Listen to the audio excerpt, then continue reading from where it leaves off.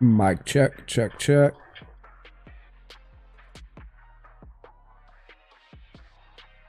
Okay, beautiful.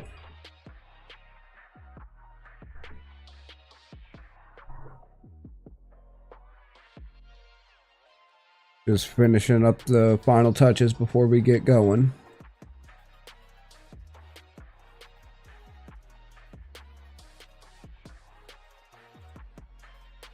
We can go ahead and switch over to this scene. Hello, ladies and gentlemen, fellow nerds and gamers alike. How goes your awesome Saturday? Apparently we had an eclipse today. Or at least the southwestern United States did. My hair's all over the place. Yeah, like I think it came from Oregon down to New Mexico through Texas down to Central and Southern America. It was an annular eclipse, so it wasn't a total solar eclipse, but the moon did go in front of the sun, created what's known as the Ring of Fire, where, what do you call it? Like, the sun is the farthest away from the Earth, or that it usually gets during an eclipse, making it so that the sun is slightly bigger in the sky than the moon is, and it creates, well, a big ring of light around the sun or around the moon, versus a total solar eclipse covers up pretty much all of it, where you only see the corona. So this one was a little bit different. It wasn't a total, but it was still a very pretty sight from the pictures that I saw. I watched the NASA live stream of it, which was pretty neat. I enjoy me some good old science and astronomy and all that kind of stuff anyway, so that was right up my alley. What else? Oh yeah, YouTube is starting to do this thing where, I get it, don't get me wrong. Let me preface it, if I could speak right, preface it by saying I get it. You know, ads are what make YouTube the money, and what gives the creators the ability to create and get paid to do so. But that being said, they've implemented this new like anti-ad blocker kind of campaign, I guess you can say, or a program or whatever, where if you are running an ad blocker, it'll pop up a pop-up on each of the videos that has ads running against it, saying, hey, we can tell that you're running an ad blocker, could you please not do that? And yeah, stop doing that so the creators can get paid and we can get paid and blah blah blah. Which, like I said, I get it. It's just kind of annoying. So I did turn it off, my ad blocker anyway, because I use that Opera GX gaming browser or whatever you want to call it, and they have a custom ad blocker thing that's built into it. And so it was kind of automatic on my end, just because the browser that I use. So I did go ahead and turn that off, just so it makes the, it gets YouTube and the creators paid. I'm aiming for monetization here eventually. I'm like a 10th of the way there, so I'm getting there. And yeah, might as well pay it forward, or start to anyway. Let's see. So I did that. So if the background music kind of stops and you hear any ads, don't yell at me, save it. I really don't care. It's YouTube doing their thing, and people are getting paid, so let people make money.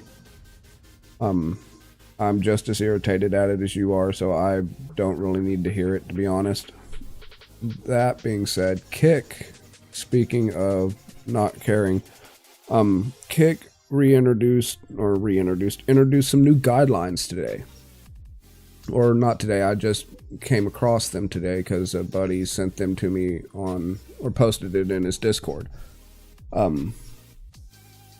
So for those Kick streamers or viewers or people that are considering moving over to Kick or all that, I highly suggest going in and reading their actual guidelines in terms of service and their community rules, because they updated and introduced some new ones. Some people aren't happy about it. I'm not upset at it, but I can see some issues. Some of them are unenforceable in my opinion. Some of them will are ripe for abuse.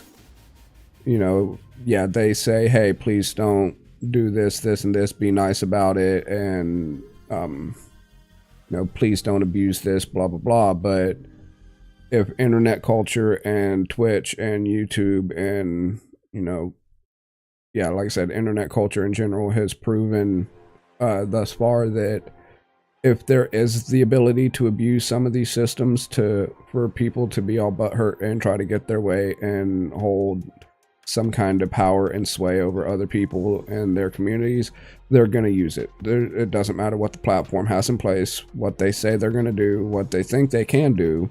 None of that makes a difference. If the community and the people involved think that it gives them an edge to use these powers to abuse other creators, other communities, other users, some of them people are going to take it.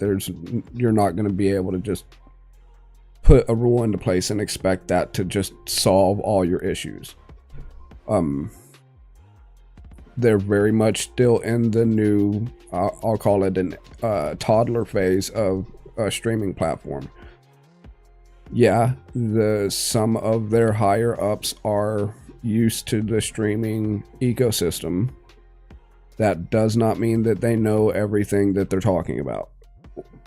In my opinion, some of them are running on wishful thinking.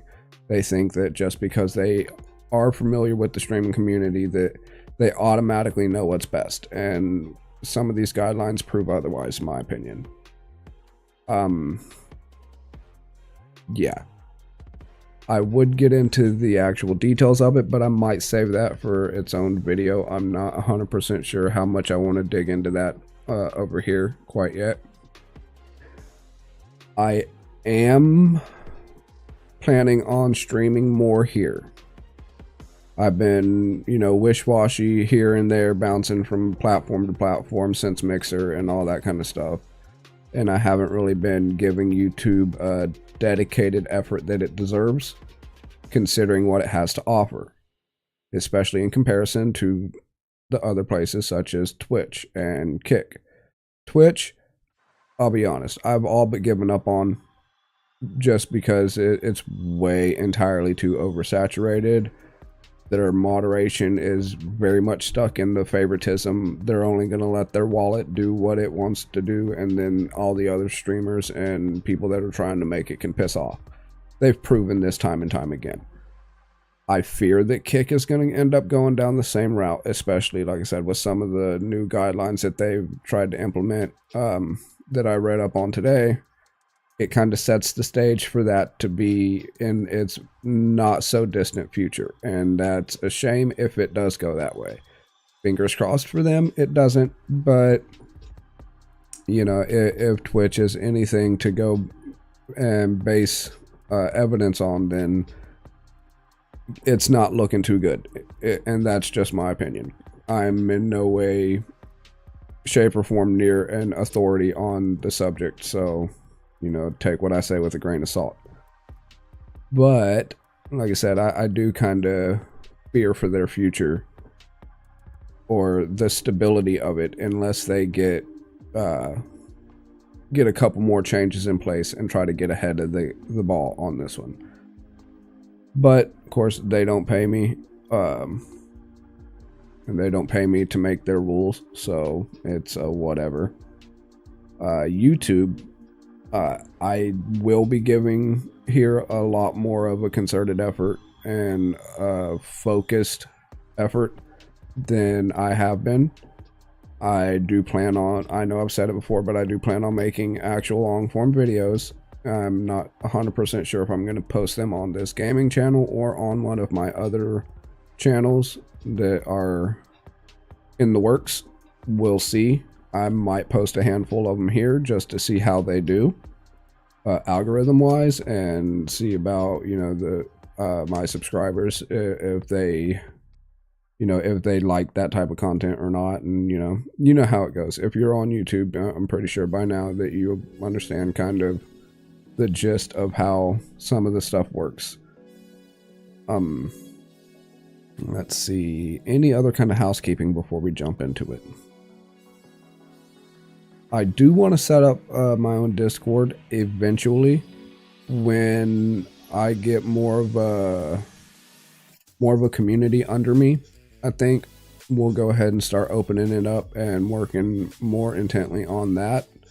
Until then, those who know me, you pretty much know which Discords I'm in. You can catch me there. If not, don't be afraid to send me a message on like Instagram, or send me a message on the community tab here on YouTube. And, you know, we'll figure out, you know, how to get you invited to these other servers, and so you could join the wider communities that I'm already a part of. Let's see. Yeah, I think that just about covers it for right now. Let me go ahead and pop over to here.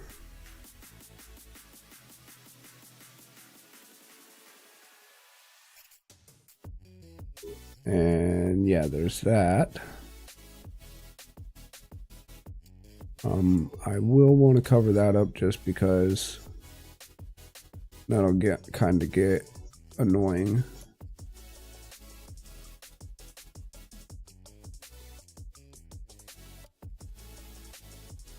All right, cool. Let's see.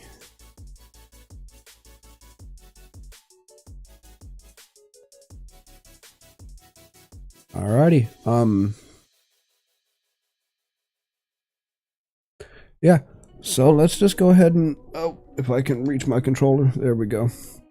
I guess let's go ahead and jump into some Fortnite and see about me getting all tilted at this, because that's usually what happens.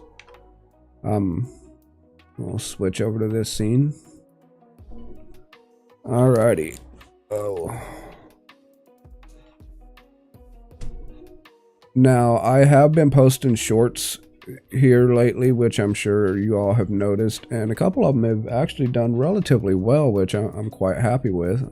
We'll go ahead and pause that and open that. So I will be doing more of that as we go forward. I'm gonna kind of intersperse it so I'm not just flooding everything like a billion shorts a day kind of deal. I'm gonna try to limit myself to a handful a week instead of just like, you know, 30 of them a day. Let's see here. All right, there's that. All right, cool. But if you would scroll through, give them a like, you know, it does go a long way. Share them with a friend, whatever. Honestly, I would much rather, if you're watching this, you know, watch some of my other long form stuff. It goes a lot farther than shorts views do. I've noticed shorts views, you're getting more of the amount of views, which is cool. Don't get me wrong, I'm grateful for it. But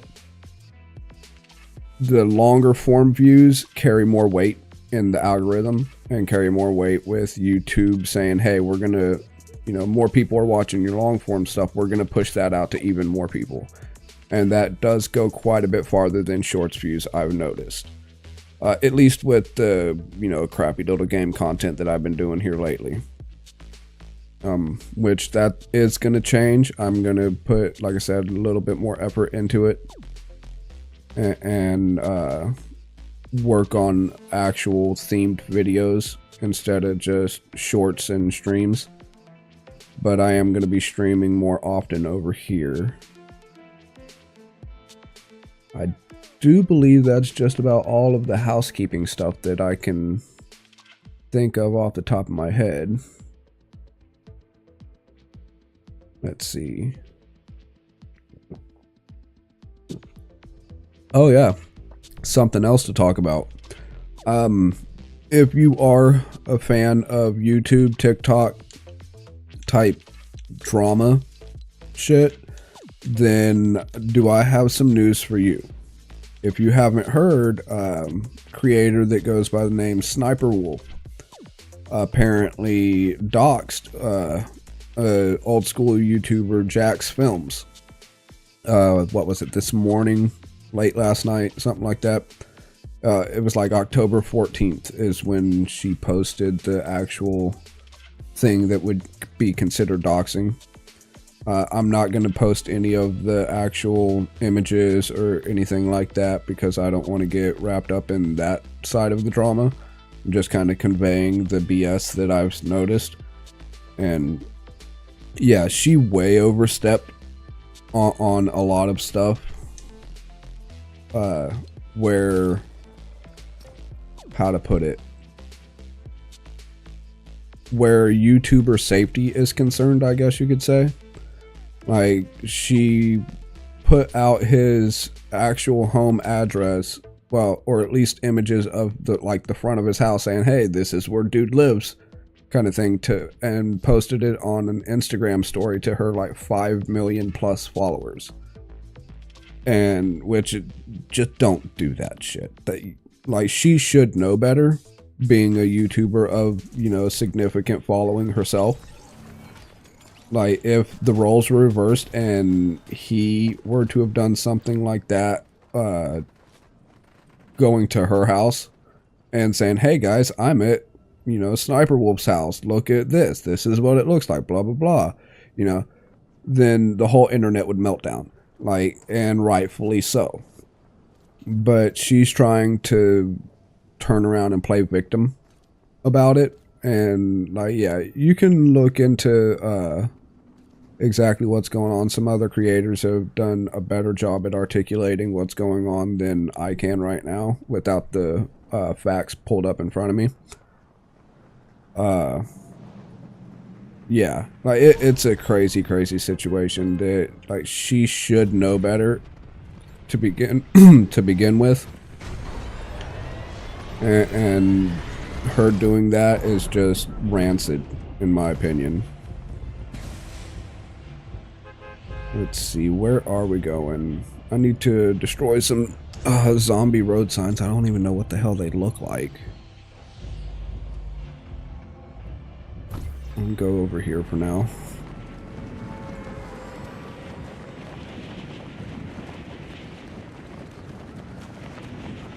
Like, personally, for me, like, if somebody were to try to quote unquote dox me or whatever, like, you can go ahead and try. It's only going to be your mistake, because I'm not the one to push around like that, or to try to threaten or act like you're going to threaten. Like, that's just not going to work out in your favor.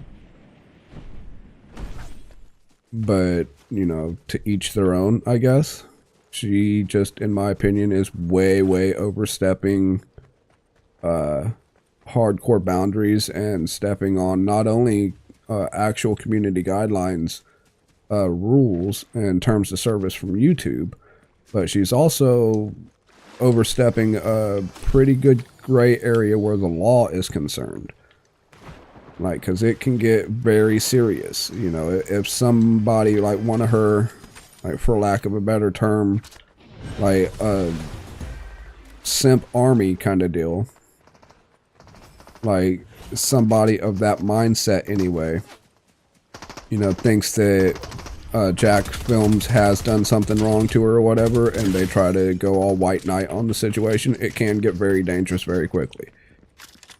And she should know that. Where'd this guy go? Like, being a YouTuber and having the amount of a following that she does, she should know better.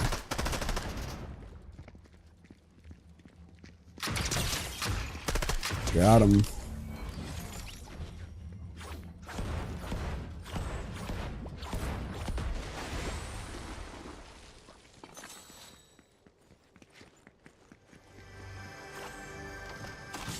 Mine? Well, I don't really need that, but I guess we picked it up.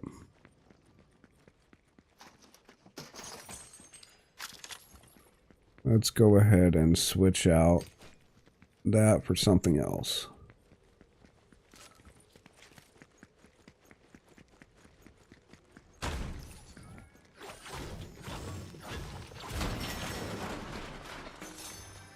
Might switch it out for that AR. No, we'll take this. That's a lot more useful.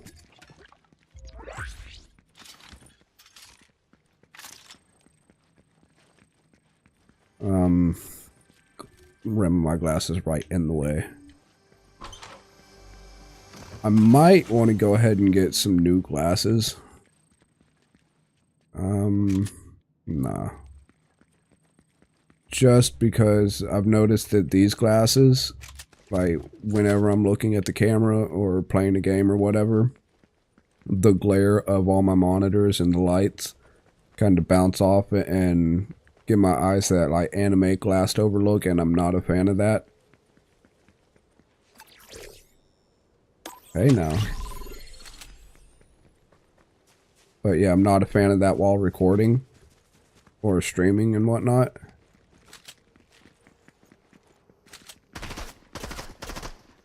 Come here, buddy. Let's go ahead and get rid of this.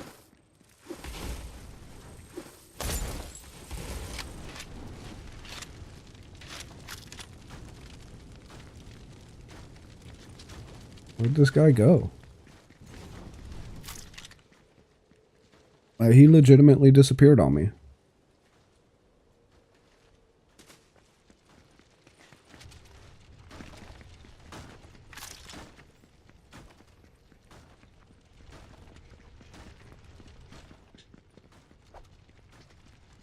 There he is. He's on the other side of that wall. Come here, guy.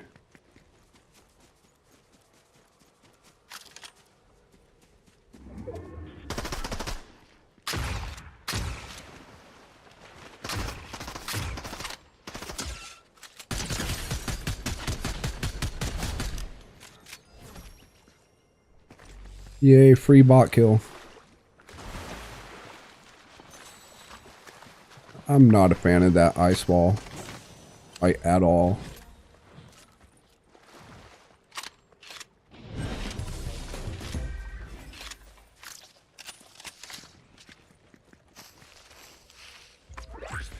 Well, let's go ahead and get out of this area.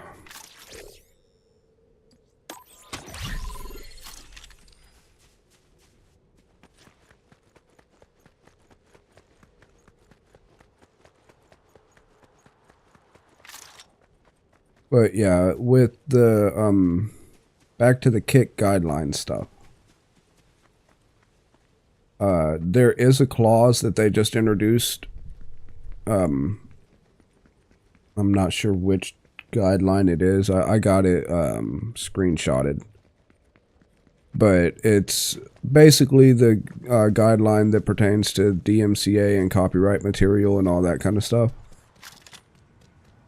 That I think is, like, I get why they're doing it, and it's mainly just to cover their own ass. But in doing so, they are they're setting it up for certain streaming gimmicks, I guess you could say, to basically be just thrown under the bus and shut down. And what I mean by that is there are certain there are certain gimmicks or whatever, or certain styles of streams that, you know, they happen everywhere. They happen on YouTube, Twitch, Kick, you know, every kind of platform. And it's like the coaching type streams where you go through and, you know, you do like little channel audits and stuff like I was mentioning I wanted to do earlier. But where you know, you pull up somebody else's stream and be like, hey, this is what you're doing good. This is what you're doing that, you know, needs a little bit of work. And this is just completely wrong. Don't do this, blah, blah, blah, that kind of stuff.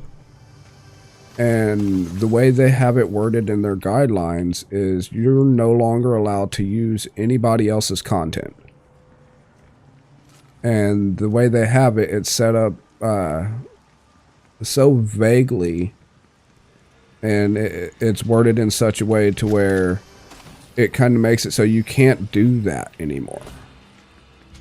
Like, either that or you're gonna have to get pre-permission, you know, before you even attempt to do that kind of stream. You're gonna have to get permission from, you know, streamer A, B, or C, saying, hey, you know, I'm gonna be pulling up your channel, is that okay? Give me permission, blah blah blah blah blah. Which, yeah, cool, do that. You know, if you can get permission, get permission. But the thing about DMCA and copyright in general is that a lot of people get confused is the fair use clause. And if you are giving criticism, critique, commentary, or any decent amount of transformative properties to the content,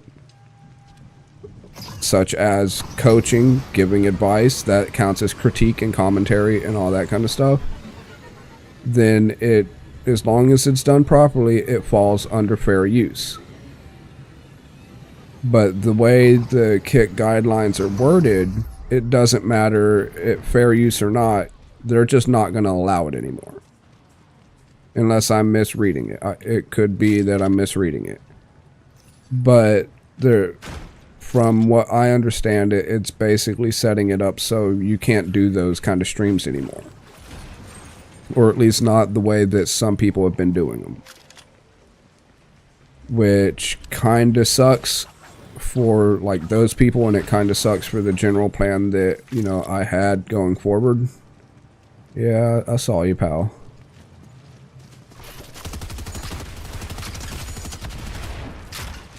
Could you not? Getting shot from both sides. Where you at?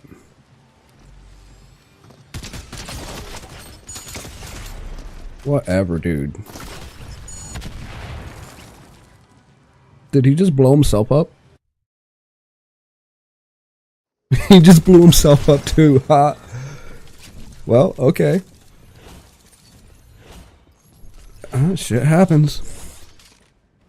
But yeah, because my general plan was for me and my buddy to sit there and like basically do that. Just pull up a random stream and show what we see as doing something right, doing something wrong, could be doing something better, you know, that type of thing, and actually providing criticism, critique, and you know, adding something of value to their stuff instead of just watching their stream or whatever, you know, and for lack of a better term, just freebooting their stream.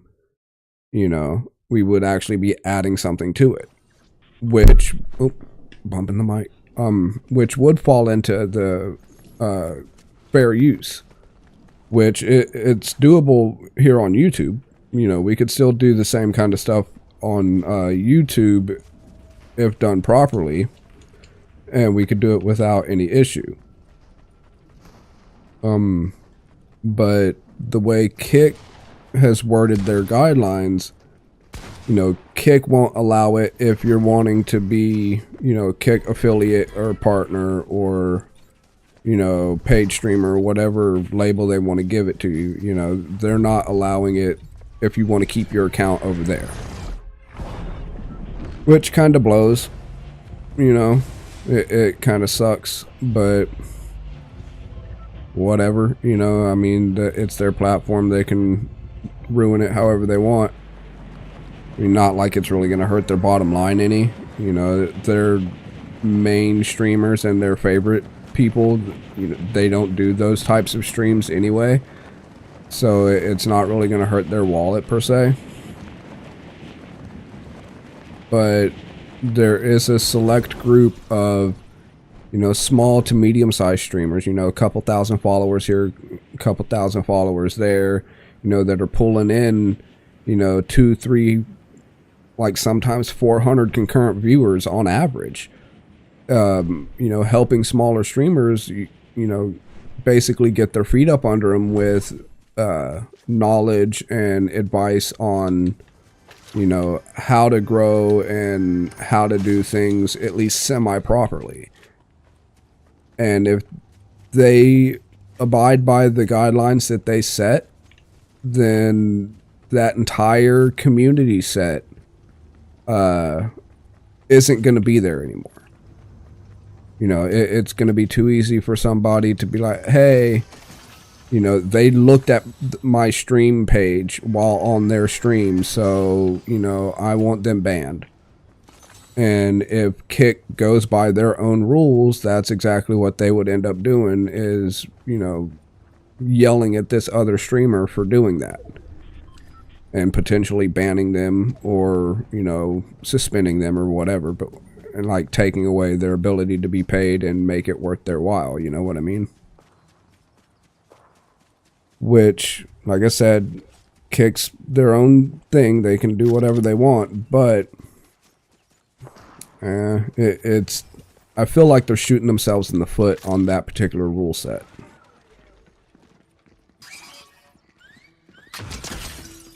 He didn't even have a chance to move. Alright, there's a guy in there because he just set a turret right on the other side of that wall. See the lasers coming through?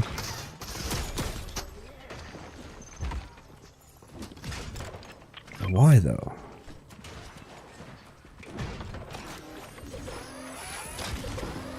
You saw it.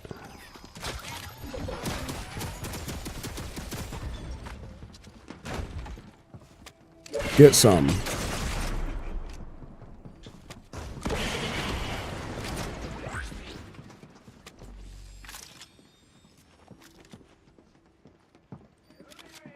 Hey, you know I can see you, right, pal?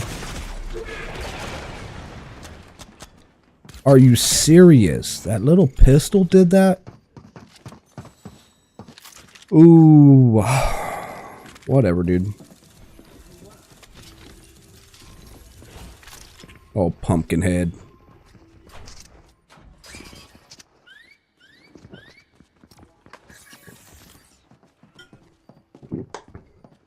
Oh no, we may or may not go through some of the Kick guidelines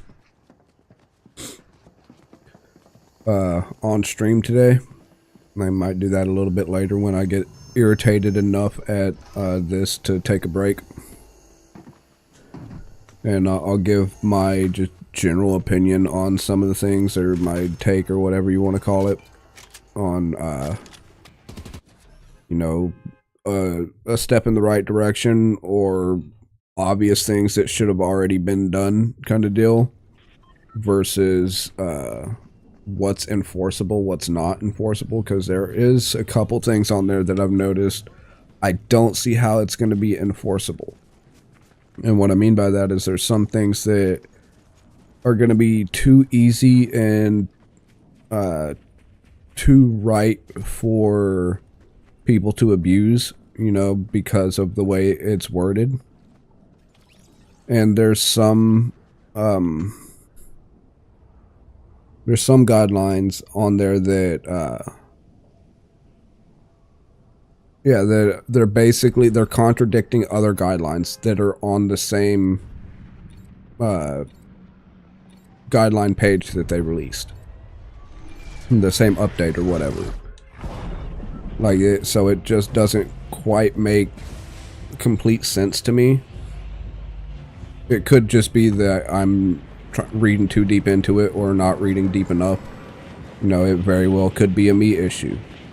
But we might want to go ahead and go over some of that stuff, because as some of you may know, I am a Kick affiliate. I did go over there and stream a handful of times and made it to affiliate. Got like, I think it's like 120 something followers over there, which, you know, isn't like 10,000 or, you know, hundreds of thousands of followers, but at the same time, it's, you know, for only streaming like 2 or 3 times over there, that's nothing to really sneeze at. You know, it's a decent little following for the amount of time that I've been there. In comparison to somewhere like Twitch, you know, where I've put in months and got like still single digit. Which, you know, not ragging on Twitch for that. That's partly a me issue as well. But that also ties into the oversaturation of Twitch in general. Yeah, we'll take that. And with Kick being as small as it is, it's a lot easier to gain that type of traction quicker.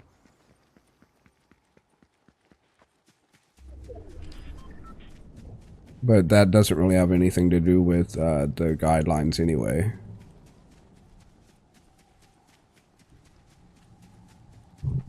Oh, root beer burp, gotta love it.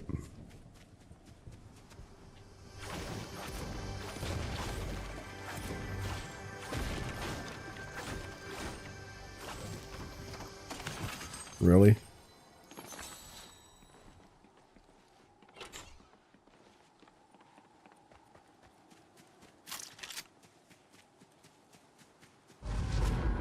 Anyone down here? I'm not seeing any movement.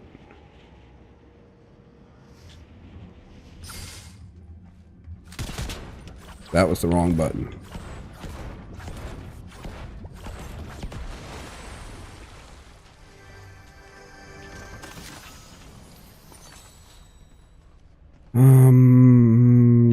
No.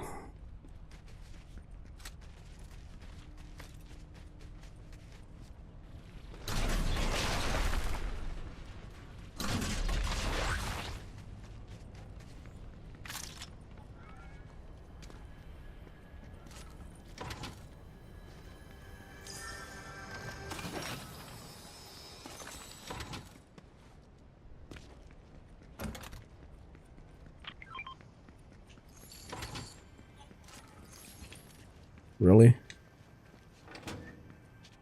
Okay. I don't know, do we want a pumpkin launcher?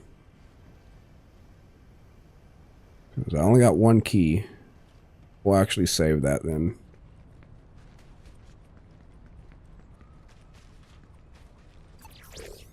We'll take that and go back to this gas station because I can't remember what was on that, the lockbox thing.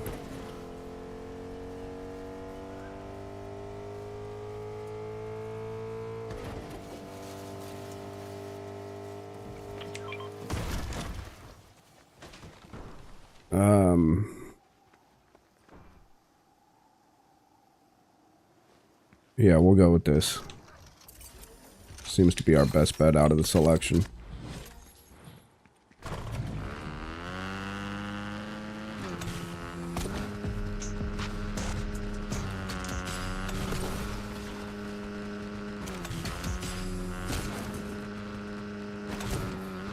Oh, gotta get that in a single match. That's why.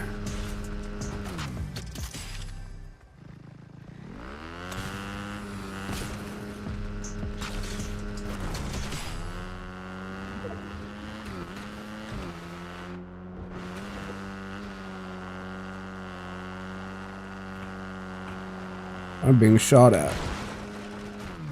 Could you not? I don't even know where they're at. Oh, they're swimming.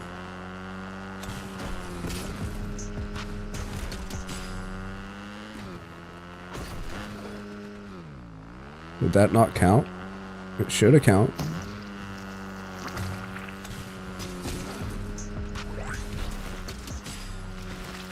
Okay, cool.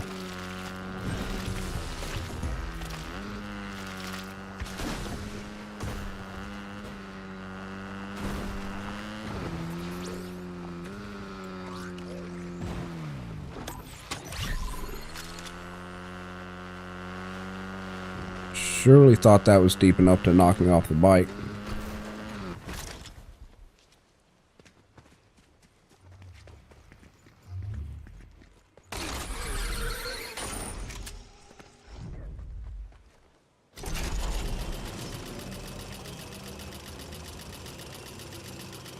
Kind of surprised I haven't run into anybody over here yet. There's that one guy way back there, but I'm not trying to double back that far.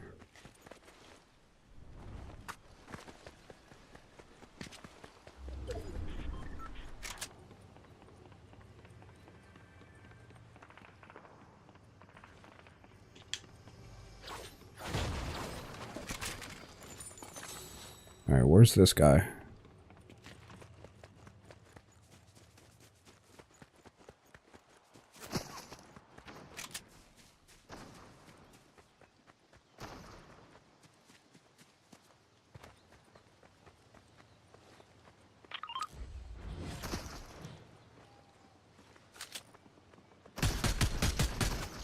Come here, Mr. Bot.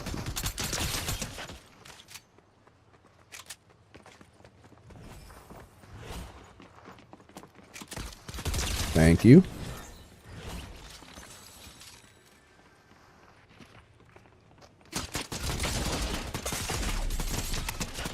What the actual, dude?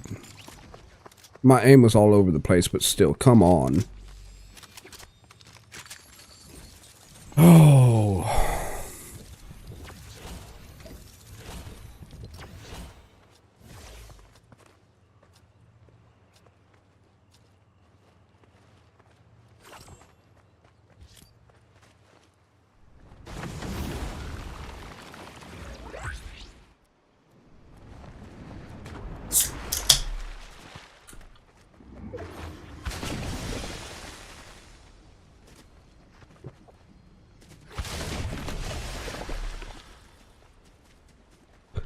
Sitting here wondering, on YouTube streams, if the interaction of chat, how far that goes in pushing the stream on the algorithm to where it takes it and it starts to recommend it and all that, whether you need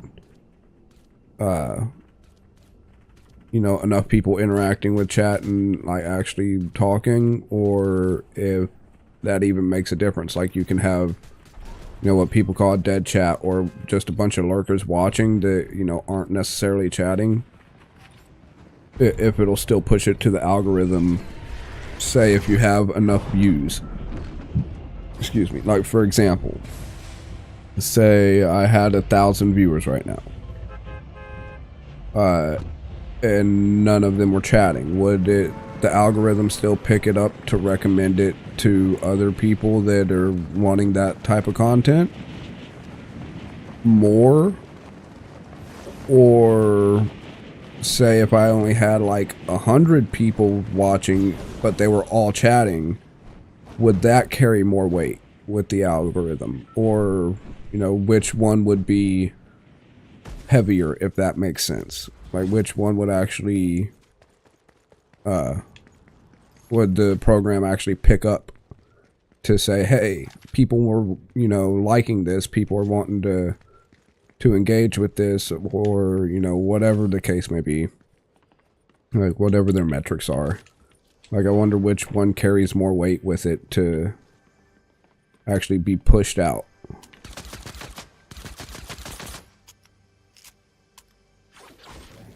I mean, I imagine like a little bit of both is your best bet. You know, the more people watching you have, plus the more interaction with chat that you have. No.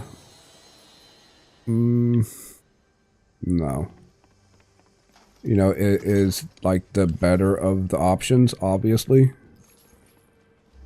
But if you only had one or the other, you know, which one would be more important? I guess would be a good way to phrase it. I don't know. I'll have to, you know, dig into that or talk to a couple of the YouTube gurus on exactly how that works and how that'll play out.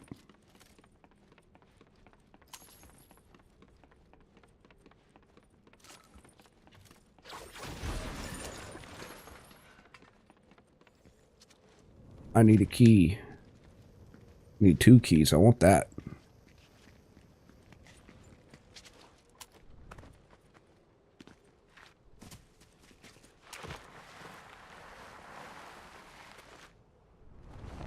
Ooh, that hurt way too much.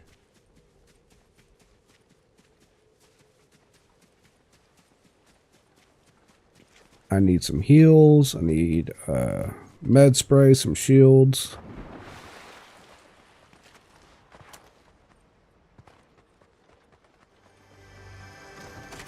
Oh, there's my med spray. Do we have any shields? Who are you? And what do you got? Okay, well, there's some shields. Need to up my reputation with her, which is part of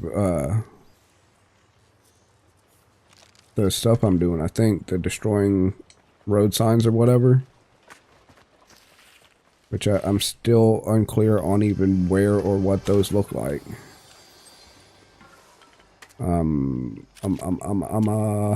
We'll take that.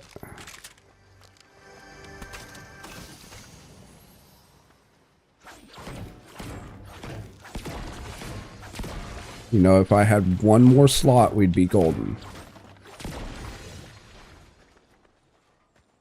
I'd pick up that bad boy right there and run it.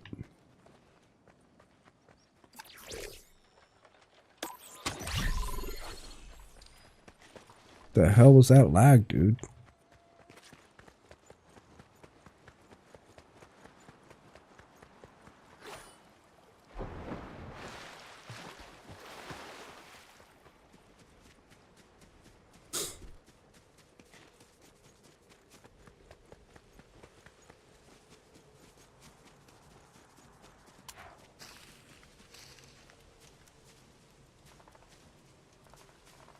And literally just came from there.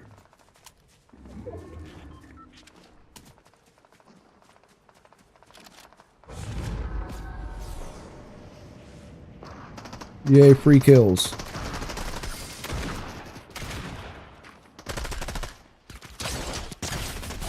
Jimmy's on fire.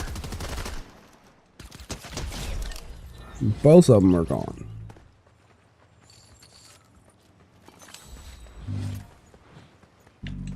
It's a fair trade.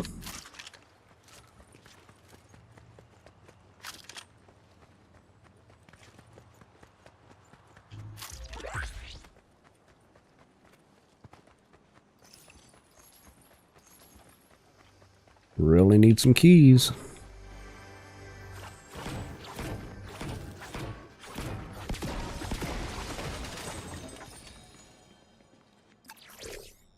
Oh, Keymaster, don't mind if I do. Thank you very much.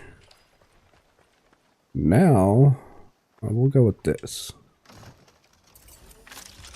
Trade that out for this.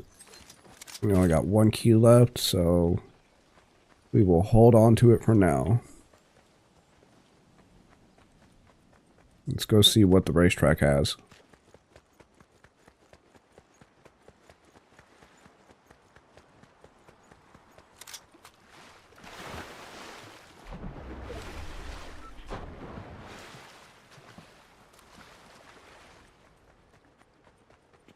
I see a ghost chest.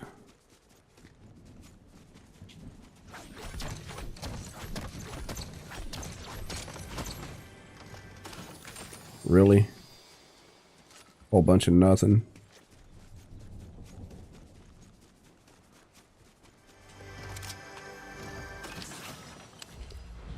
Ooh, I want that, much rather that stake shotgun, but, you know, legendary instead.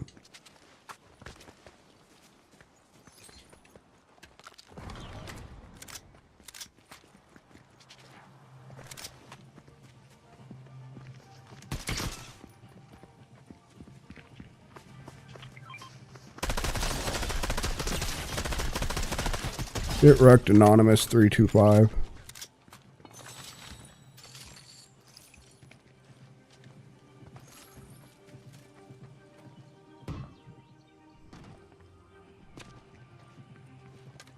I don't know, do we have enough to upgrade that? We do. What about this? Okay, so we're set. Now all we need is to keep up on our ammo. Get us some gold. Adjust how we're sitting, because this chair is killing my back. You know, I might want to go ahead and put my back brace on now that I say it out loud.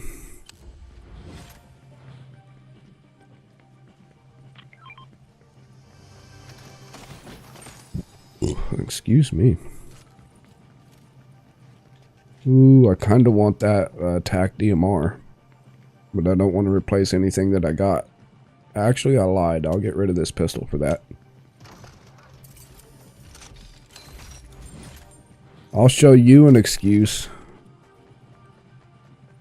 It's going. I'm not dead yet, so we're doing something right.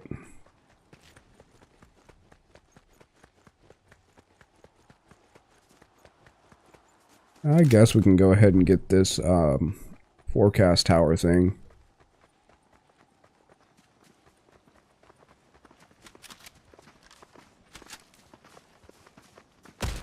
Surprise!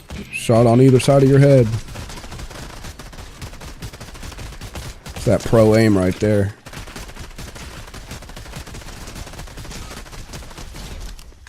My nose won't quit itching, that damn cat.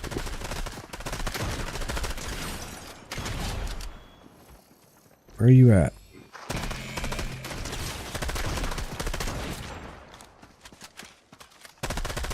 You gonna hit me? I mean, he hit me, so. We'll switch out for this. I kind of want that, what do you call it? That twin mag right there. But I'm still unclear on if it hits harder than the one that I got, the regular AR.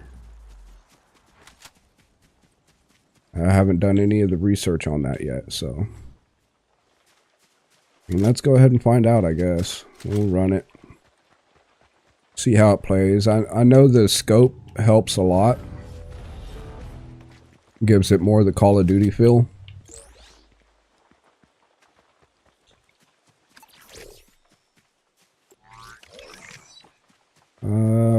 Ammo drop.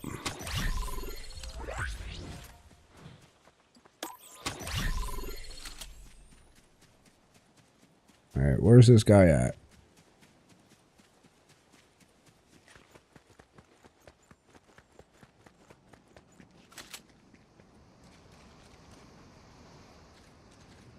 I know I saw something pop up on the little radar thing.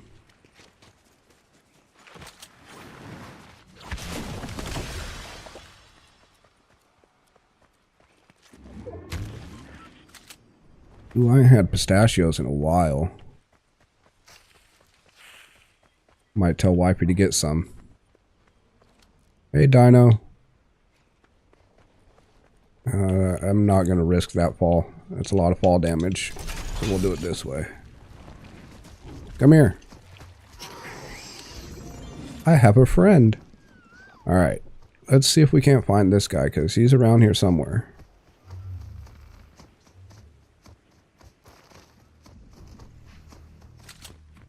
I heard him. There he is. What the actual did... Are you serious right now? I'm sitting there pegging him with legendary shit. He touches me with a rare shotgun and I drop like a fucking... Wow. Rude.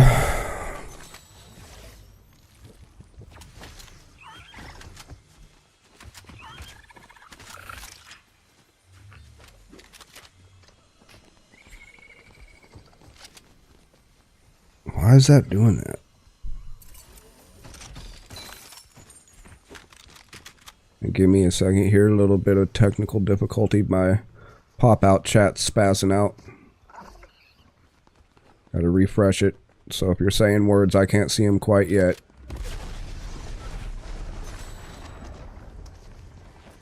Okay, there's that.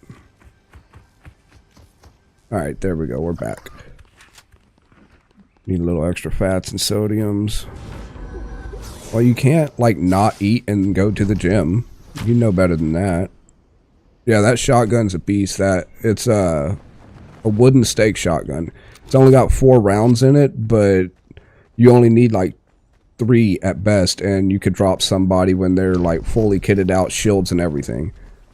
At least that's what it feels like. I know if they don't have shields, you can drop them in 2, because it does something like 65 damage, I think, each hit on, you know, a decent, like, mid-torso shot or whatever. And headshots are obviously going to be more. But just winging them, you know, you only need 2 good ones, and they'll take someone down that's not shielded. Like, it's ridiculous. I mean, I love using it. I hate going against it, you know? I don't want to tell them to nerf it because, like I said, I love getting my hands on it, running a legendary one of those and just dropping people. But you saw what it does when, like, all it takes is a rare and, you know, 2 shots and you're done. Like, it doesn't matter, like, what you're running. Like, that versus the AR that I was running, it's no contest. The shotgun has it beat completely. Like, the damage profile on it is just insane.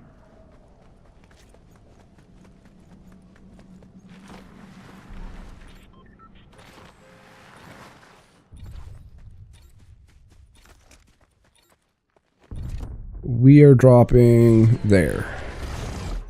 Maybe. What side of the map are we on? It's way over there. Okay.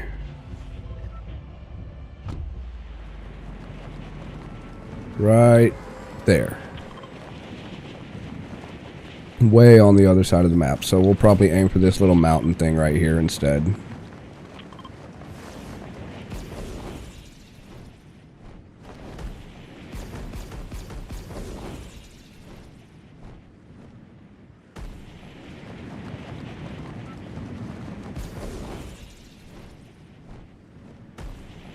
One guy dropping with us. Maybe 2 or 3.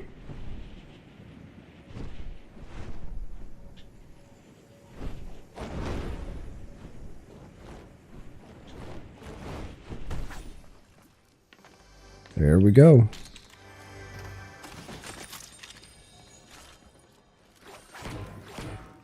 Now I know I'm not alone up here.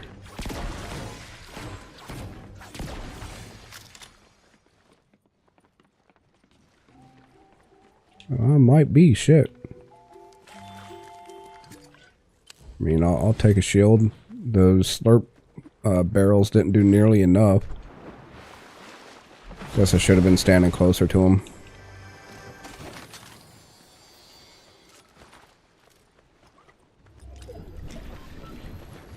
Thought for sure there was more people dropping with me, unless they just overshot.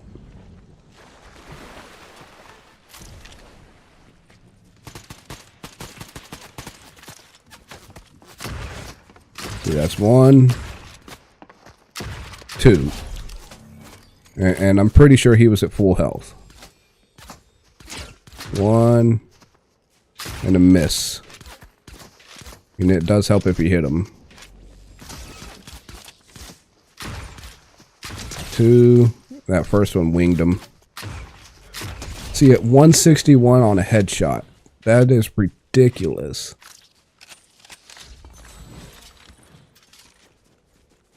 So a headshot and just winging them, and it doesn't matter, like, if they're fully kitted out on shields and everything, they're dropping.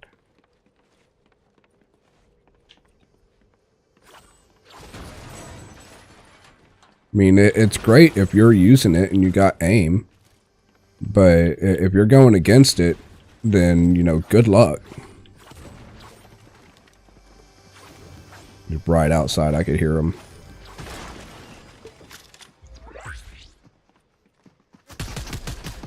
John Cena.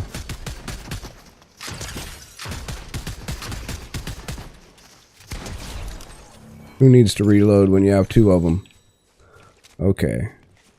I actually might want to run doubles of that.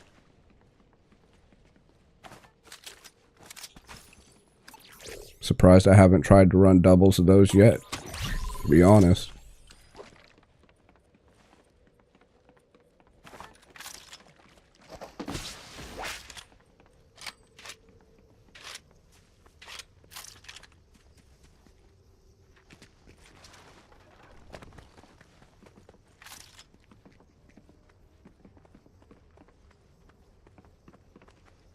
I hear you.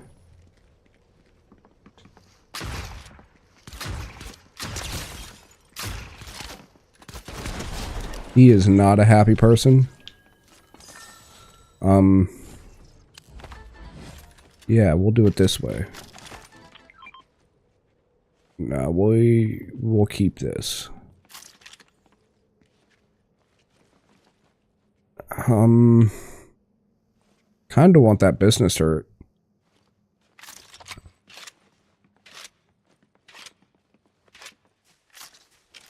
But we won't grab it yet.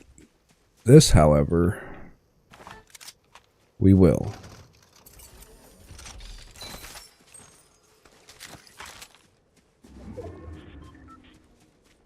We use that as our backup, or our, you know, wannabe sniper rifle.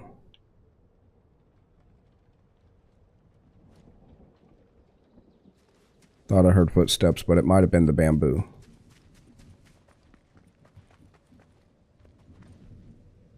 Yeah, that was the bamboo. Okay.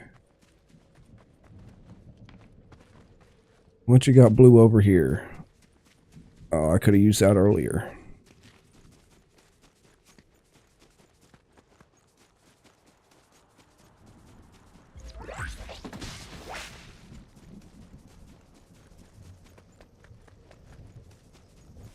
I hate going into the city. Like, it was fun for about 2 days when they first released that update. And then it got annoying real quick. There's just way too many places to hide. You could be in the same building as somebody else and like spend the whole match there and never see them. Or you could just walk through the street and get tagged by like 7 different people.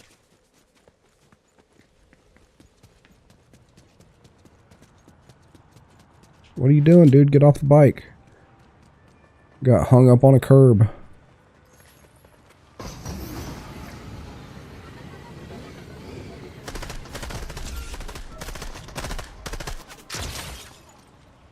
Come on.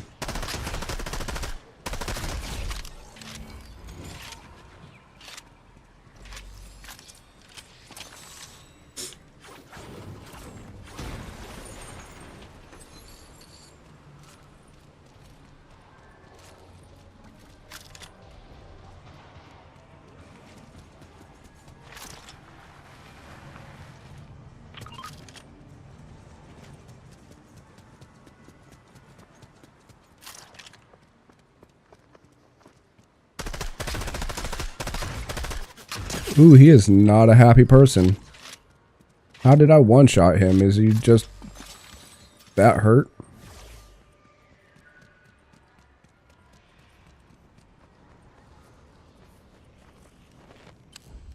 Ooh. I almost want that. The YouTube cycle start date. I'm not real sure on what you're meaning. Are you talking about for the, like when your watch hours and all that kind of stuff flip over for the year? Like, is that what you're talking about? Not 100% sure what you mean by cycle date. That goes, it's different for everybody and it's always rotating. It's just 365 days from today is when, like, it falls off. So, what's today? The 14th of October. So, everything from the 13th of October last year and before do not count for your watch hours presently. Like, it's everything within the last year. Where's he at? Yeah, everything in the last year of public uploads is what counts towards your watch hours. So it's constantly like tomorrow, it'll all move forward today. You know what I mean? So, yeah, like tomorrow, then everything from October 14th of last year won't count anymore. So, for instance, if you have a video that's doing really, really well from like 11 months 20 days ago or 11 months 29 days ago, then that'll still count towards your public watch hours for the next couple days. And then once the 1 year mark for that comes up, then that one will fall off, and so on. So you kind of got to keep up with the grind on that part as far as, you know, constantly producing enough content to where your watch hours stay above that threshold.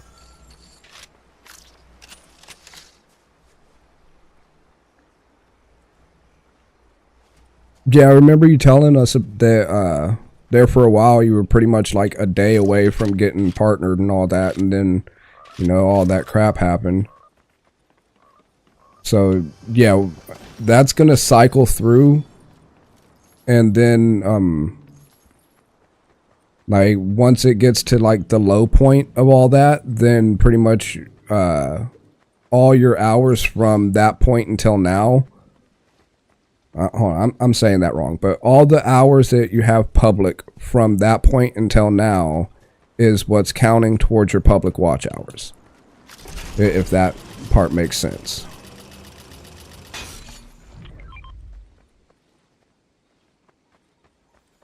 Yeah, it sucks how close you could be, and you know, then all the shit happens and you get screwed. But now that you're like back and making the hard push on all of it, yeah, like you just said, you'll end up getting it this time a lot easier than last time, I think. Because now that you're aware that, you know, that rollover is a year from whatever day in question. So a year ago today is when it drops off. If you're thinking about it for tomorrow, then a year ago tomorrow is when that drops off. You know what I mean?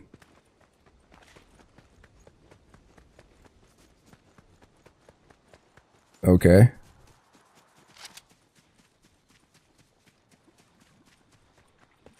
I need to get out of this storm. It's coming in quick.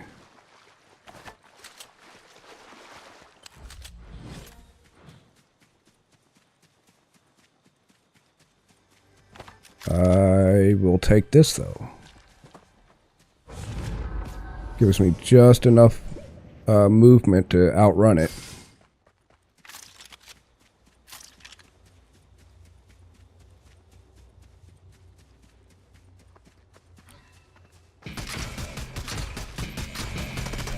Could you not? There's that one. Mine? Holler at your boy.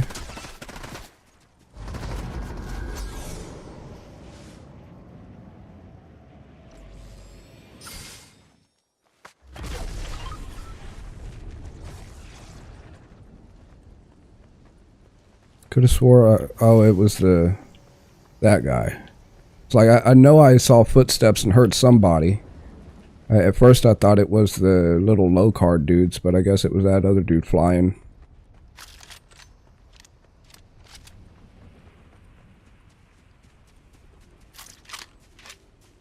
You know, I might want to...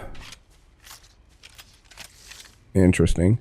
Might want to go ahead and add you as a mod on here, Z. If I haven't already. I'm not sure how all that works with YouTube compared to like Kick or Twitch. I know there is a way to add people as like moderators, editors, or whatever they want to call them.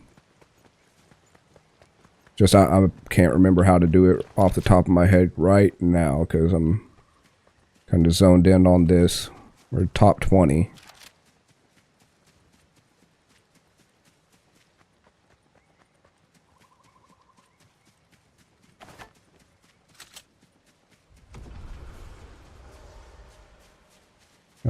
Running through all the Fortnite Island with the pizza in my pocket.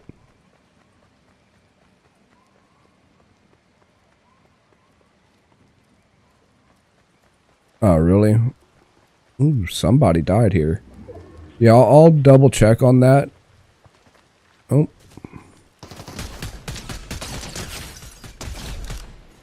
He's not thrilled. just to see if they've changed it since then. Because I know there's a spot in the... Ooh, Sharptooth. I already hate myself because I'm not a fan of the Sharptooth. They're way too slow, but they hit hard as a tank.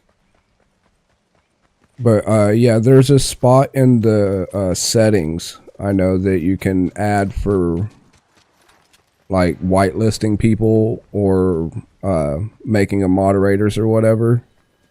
I'm just not sure if, you know, like you're able to control chat or anything like that, or if that's a different setting or something. I'm not real sure.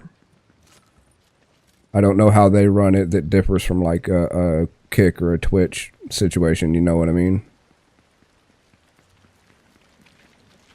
He was right here. I just heard him.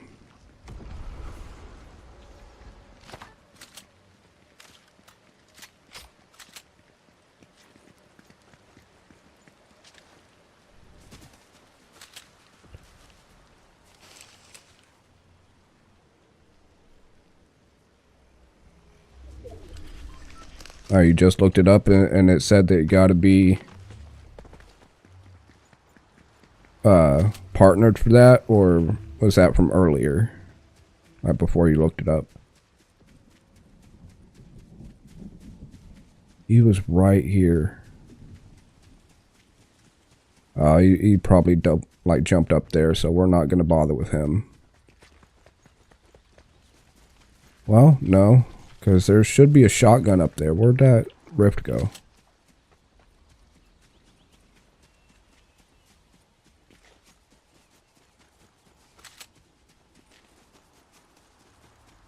You know what? Screw it. We'll take the zip line up. Nope, there's the rift. As soon as I stop looking for it.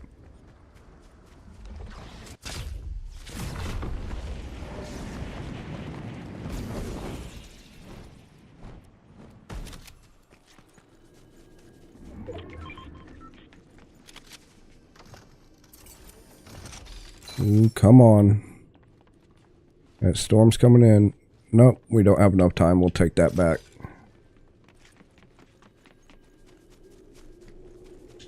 And run! Okay.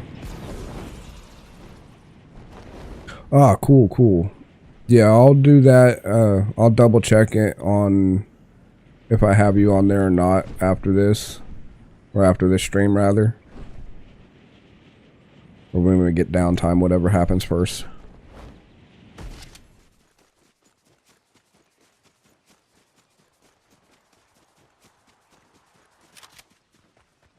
Alright, there's 10 people left. 9 other people left.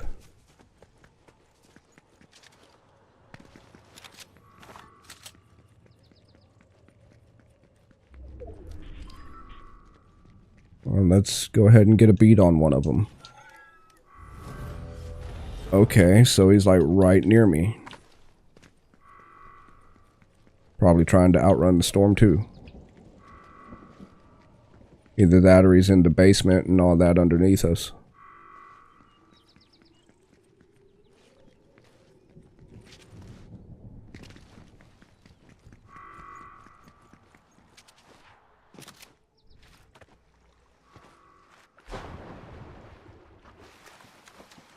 Maybe.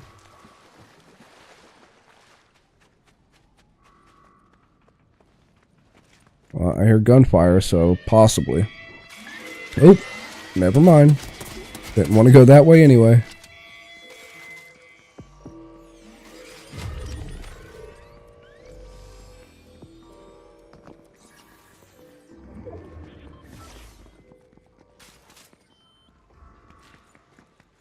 He's not too far from us. I could hear his footsteps.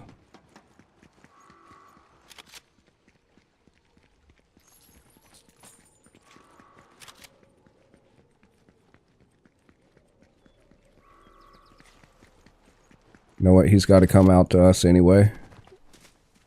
No, that's him. I think. Yep, candy cane looking ass. Missed jump shot. Yeah, that was bot.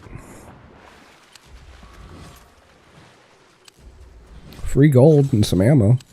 I'll take it. Damn, we're top 3 already. That happened quick. Just swore just a second ago it was top 10.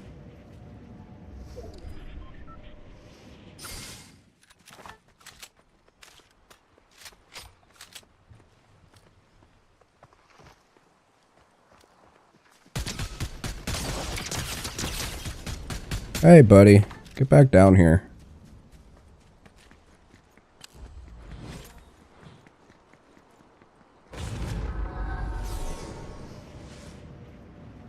Why are you running?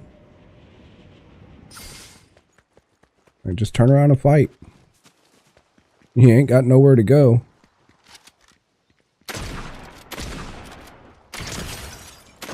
Alright, that's one down. That's me and one more.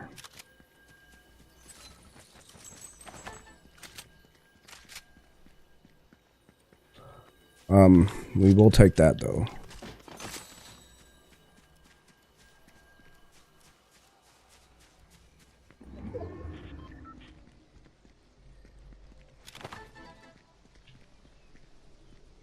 Here, have a pizza. Make it fair.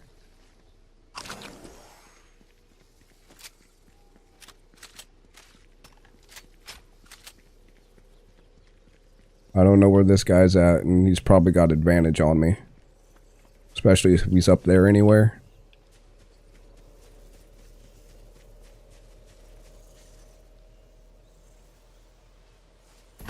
Or the storm could take him. GG. I mean, I'll take a free win. Nice. Gotta love it when the storm does the heavy lifting for you. Alright, let's go back to the lobby and check some stuff. We'll see about...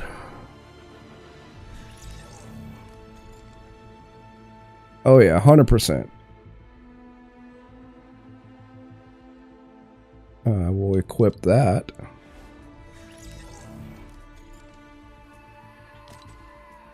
Did that... Let's see. Okay, yeah. Just had to double check. It likes to tease me sometimes. Alright, so now we need earn a win with 10 eliminations, and then it's probably going to rack up each time. So imagine earn a victory with 10, probably 11, 12, 13, and so on. Okay, I mean, we'll see. Alright. In the meantime, am I not able to... And let me go ahead and switch scenes to this bad boy for a second. Oh, I'll have to come over to this one. Alright. Where is it? Channel, permissions, community. Okay. Yeah, there's approved users, managing moderators, and standard moderators. So, managing moderators, these users have the same capabilities as standard mods, but in addition, they can manage blocked words and change chat modes while in live. Okay. And then the standard moderators, these users can remove comments which appear in your held for review page and can also moderate your live chat messages. Alright, let's see if we can oh, I can do that right from chat. Alright, cool. So we will block Euro. Remove report for shortness. And there we go. You are now a managing moderator. Because why not? I need a couple of those. My only other mods are bots, like the Stream Elements bots, the Restream bot, and then Nightbot. Shortness of breath and just shortness altogether.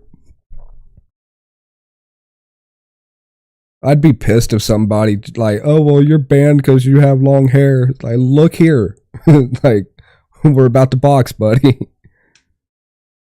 Okay, is there anything else that I want to do while I'm in here?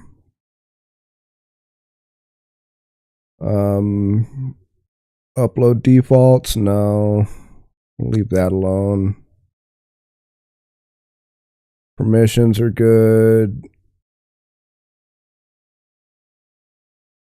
See, this is one thing that I want to learn, like exactly how to do is the YouTube raids, because it's the where you could redirect, like specific channels can redirect to your content and you can redirect to theirs. But I'm not sure how. I mean, not no. But yeah, I don't know how this the YouTube raid system works compared to like Twitch and Kick. Because Twitch and Kick, like, I mean, it's kind of obvious. You know, you just hit the like, all right, I'm done, I'm raiding this guy kind of thing, and you go there. But with YouTube, it's slightly different because I know you have to say that, you know, everyone could redirect to my channel, and then the person that you're trying to raid into has to do the same thing, and then I guess you have to yeah, see, obviously I'm not real clear on how to do it, because I think you have to have it set up both directions before you're even allowed to do so. And then the actual act of, okay, I'm done streaming, I want to, you know, move my community over here to so and so stream. You know, I don't know how to actually go about that process. So I might have to watch a couple videos and all that after this stream and figure that part out. Because it doesn't tell you directly in the settings, which is weird. Like, it just says the live redirects, all other creators can send their viewers to any of your live streams or premieres. Your content can only be selected for a live redirect if it's upcoming or in progress. So yeah, you got to basically have it set for I'm ready to do the premiere, or I'm actively live streaming for it to be, you know, pickable, I guess. Which, sure, I got mine set to all channels can redirect to my content, because, you know, you like, why not? But, you know, that's as far as it goes on in the settings on, you know, how to raid and all that kind of stuff. Excuse me. So I don't know. Is there a button in here maybe?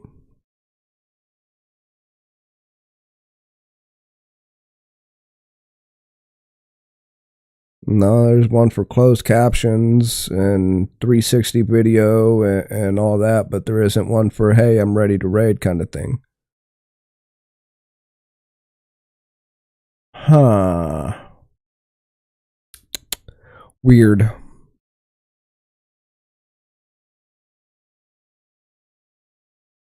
Yeah, like that's the way to do it, in my opinion. Like, if you're gonna try to prevent something like that from happening, you know, set it up to where you pick and choose who is allowed to raid you, instead of just, hey, everybody, you know. That way, if you do have an issue of, oh, I'm being hate raided, or, you know, a certain community is trying to come over to my stuff and I don't want them, you know, you have that, like, you have to allow them in the first place.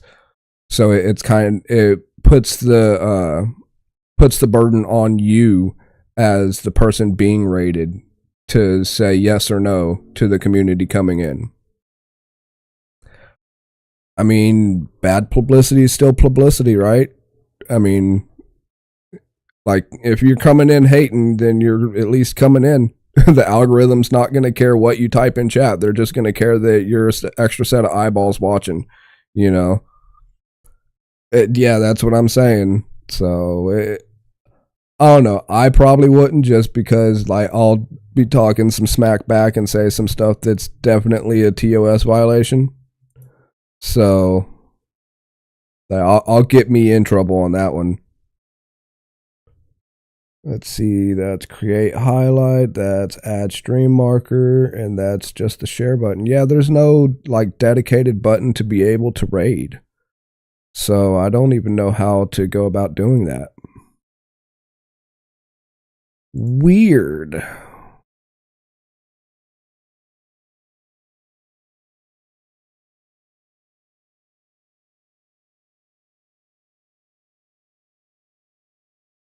All right, so seeing as we got us a win on that, I'm going to go ahead and, pause this for just a second. And we're going to switch over to some stream beats. Turn that down just a touch.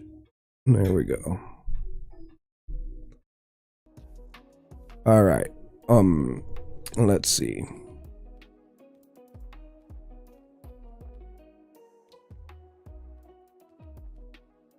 Give me just a second to set up another scene here in OBS. Or I should say, bring up the actual page I'm trying to get to. Alright. Oh yeah, while I got you here, there is a scene that I've set up in OBS for whenever we do the, like the channel audit things that we were talking about. Like, give it a second to load. Booyah! You'll see, like, right below me, that's a your spot. Like, it's even got your name already attached to it and ready and waiting whenever. All I got to do is, whenever we do any of that, we'll hop on Discord. We'll do a little video call thing. And then I'll just capture your video feed, and I'll just put it down in there. It's even got your little logo, kind of like how mine has it right there. Like you got your little brain with the dumbbell thing on it down there, which is badass. But let's see if we got... Is this one gonna make it a little bigger? Come on.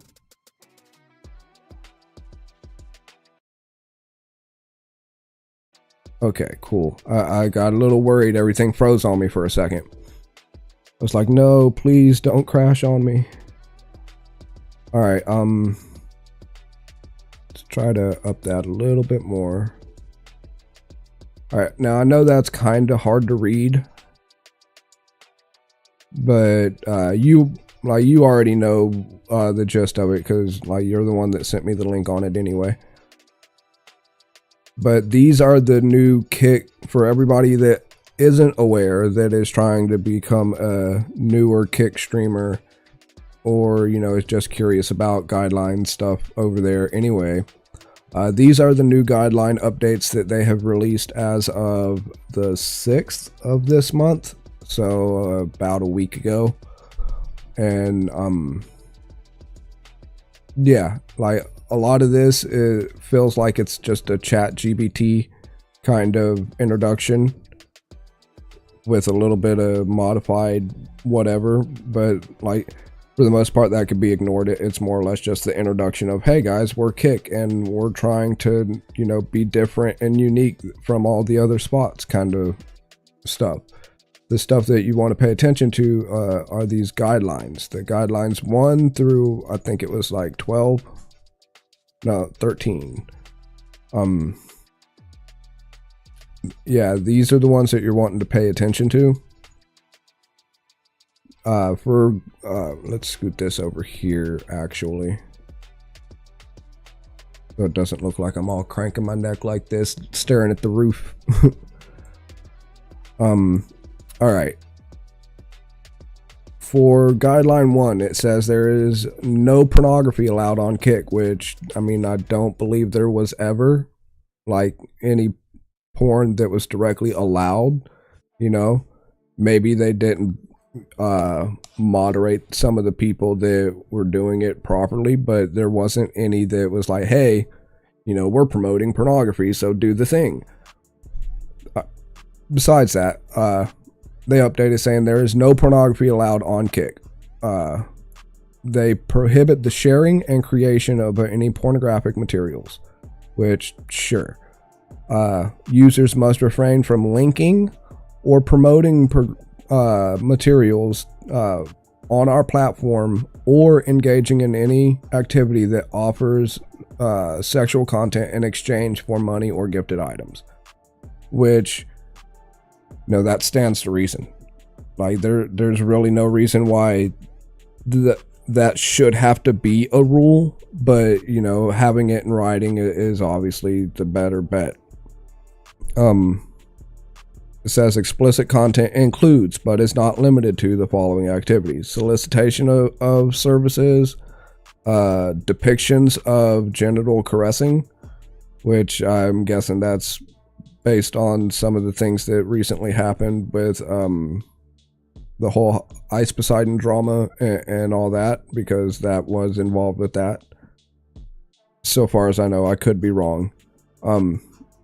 Anyway, excessive and overly suggestive content involving, the typical sexual stuff, which, yeah, I mean, duh, that kind of goes in line with no pornography allowed, is the things that classify itself as pornography, don't do it. Makes sense to me. Graphic project or depictions of the expulsion of bodily fluids. So that, yeah, I don't see any issue with this section at all. Like, that should be more than obvious. If you have a site that is set up in a way where you have minors that are present and allowed, and some would dare say encouraged to be there, then that, yeah, I get why that's the first on their guideline list, is, hey, we're not allowing this kind of crap, which, sure.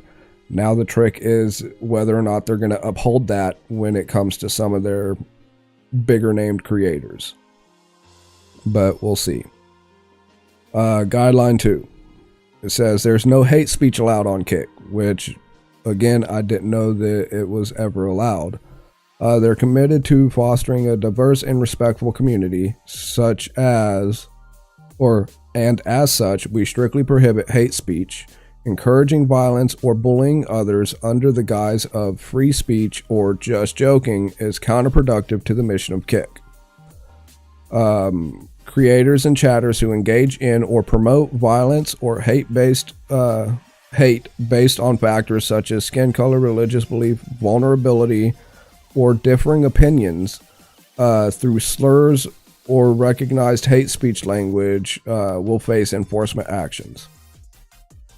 Yeah, I get it, and I agree with it up to a certain point. Now, this is set up in such a way where I've noticed it's going to give some people an option or an out to, like, when somebody does call them out on something that is legitimately wrong, that shouldn't be allowed on the internet, much less on Kick, kind of thing, that they're going to be like, oh, well, this person is using hate speech against me because they don't agree with me, blah, blah, blah. It kind of like a Uno reverse card kind of crap. And I could already see that being an issue. Like, it's practically already happening with some creators that will remain unnamed. But that's already a thing that happens, so them putting this rule out, I think it's only going to embolden that type of behavior anyway. But, we will see. It says that hate speech violations include but are not limited to attempts or threats of physical harm, obviously, using weapons to threaten or intimidate, harm, or off other people physically, which, yeah, that's not necessarily speech, but, threatening somebody like that shouldn't be allowed, period, on any platform. Is especially if you're getting weapons and stuff like that involved. Like, come on, be an adult about this. If you can't use your words the right way, then you shouldn't be on the internet. Anyway, it says encouraging or inciting others to participate in acts that may harm others. So like encouraging, like you were just saying, like hate raids and stuff like that. You know, they're trying to set it up to where like you can't do that, which goes along with this one. Engaging in brigading, hate hosting, and weaponizing your chat or communities against another community. So specifically hate raids and sending your followers to go antagonize somebody else for insert reason here. You know, that they're trying to set it up where that's not a cool thing. That's not going to be allowed and should get your channel, you know, either demonetized, banned, whatever. Which, you know, to a certain point, again, I agree with. Spreading hate speech related to gender identity, and sexual orientation. That's a given. Don't do it. Promoting discrimination and prejudice based on disability, age, or socioeconomic status. But, you know, basic discrimination stuff with these two, you know, you don't do that kind of crap. You know, that any rational minded person can like read this rule set and be like, yeah, that's obvious. The fact that they had to put it into writing though kind of tells you where we're at, and it's like, really, you know what I mean? But anyway, no engaging in cyberbullying, doxing, harassment of individuals or groups based on personal characteristics or beliefs. Yeah, cool. Like I agree with most all of that to a certain extent, you know, but again, that's one of those things where there is a potential there to be abused by, how to phrase it, by favorites, I guess you could say. You know, like if they're bringing in, you know, X amount of money to the platform as a whole, their word's gonna carry a lot more weight than somebody that is just starting out. So if a, you know, big name creator says, hey, this little guy is saying something that I don't agree with or whatever, and then they try to use this clause saying, hey, they're, you know, just making up a thing, you know, I have a feeling that the platform is going to take the back of the favorites person even if they're wrong, versus the smaller guy if they're right, if that makes sense. I'm pretty sure I'm wording that wrong, but you get what I mean, and I'm sure. Next one, guideline 3, there will be no false sensationalism allowed on Kick. This is one of those things that I don't see exactly how it's going to be enforceable, to be honest. Because this ties into the guideline too, as far as the ability to abuse this clause for certain creators' own benefit. You know, it's going to be a lot easier to lie about it and get somebody else's ability to stream or ability to be on Kick. It's going to get that kind of trying to figure out the right words. It's going to get that whole thing. Yeah, anyway, we'll go on and read into this further. It says, at Kick, we value diversity of thought and believe in open dialogue. Users are encouraged or may encounter content and viewpoints that differ from their own beliefs or morals. Yeah. It's essential to recognize that diverse perspectives contribute to the richness of our community. We do not tolerate the misuse of content or manipulation to harm others' reputations or deceive the community. And with that part, when I first read it, all I could think of is they're setting it up so if one of their favorites doesn't like somebody else calling them out on their bullshit that's obviously wrong, all they have to say is, hey, Kick, they're creating this false sensational narrative around me. Why don't you do something to protect me about it? You know what I mean? And that's exactly the opposite of what this rule is supposed to be in place for. But I guarantee you that's exactly how it's going to end up being used. Like, there's no question in my mind that that's exactly how that particular guideline is going to end up being used in like the not so far off future. I hope I'm wrong in that. Let's go on. Engaging in activities such as selectively editing clips, so clips in general, you know. But anyway, taking conversations out of context, which we'll get into that. Taking conversations out of context, crafting misleading headlines to create a false narrative will face enforcement actions. Clips used in a good-natured manner, however, such as for humor or memes, will not be subject to enforcement. Enforcement will be applied when clips are used to promote hate raids or advance harmful agendas. As a joke and meme would not be enforced, but a clip used to further a hate raid or agenda will face enforcement. That whole paragraph right there, I don't understand how that's going to be enforceable to begin with. Who is the arbitrator saying, no, that's just only a joke? This is the actual context of X. This is what was intended by somebody clipping, you know, so-and-so jokingly saying, you know, a slur or a this, or, you know, jokingly saying like some of the things that certain Twitch creators have been permabanned for jokingly saying. You know, I don't understand how they're gonna enforce that particular type of rule. Like, like I said, who's gonna be the arbitrator of what's a joke, what's in good nature, what's a meme versus what's, oh, they're doing this specifically to target the person. You know what I mean? For an example, I'm not going to use any names, but say a big creator that has like, you know, 5-figure viewership on average, that's pushing like 10,000 plus viewers of a stream. If they sit there and say something completely belligerent, completely like out of pocket that, you know, is wrong by every measure, you know, and then a viewer or another streamer of smaller caliber that's only pushing like 100 viewers, you know, calls the big streamer out saying, hey, no, you're doing wrong. I got a clip of it. This is my receipts, you know, of you doing wrong.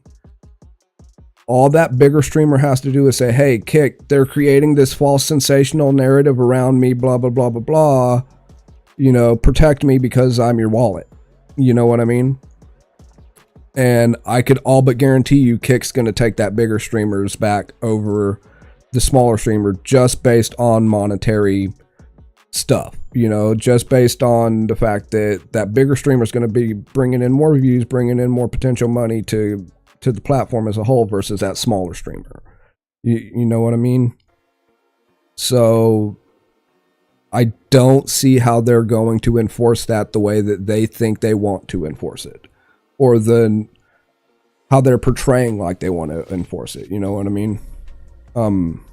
It just doesn't make sense to me how they're going to pull that one off without showing favoritism, you know, and showing that they, you know, they're going to automatically take the word of one party over the other instead of, you know, going back to their first bit, you know, trying to be all inclusive and only talk it out with all the streamers and blah, blah, blah. I don't know. We'll see. Like that's very up in the air in my head. It says actions that are considered violations include but are not limited to editing content to present a false narrative, including the use of deepfakes or AI generated content. Yeah, don't create deepfakes or AI to, you know, make it look like a bigger streamer is saying that kind of, you know, trash or whatever. Excuse me. Yeah, I get that being against the rules and putting that clause in place to give themselves a way to moderate that. Sure. As far as presenting a false narrative, again, who's to say which narrative is false? Like, depending on, like, that's very situationally dependent. You know, like, if they're saying something that's obviously wrong and somebody calls them out on it, you know, who's Kit gonna take the side of? The person that's calling out them for being wrong, or the creator that said the wrong thing to begin with? We won't know until it happens. Creating clip headlines that inaccurately depict the events that occurred with the intention of clickbaiting. That doesn't make sense as a clause for guidelines.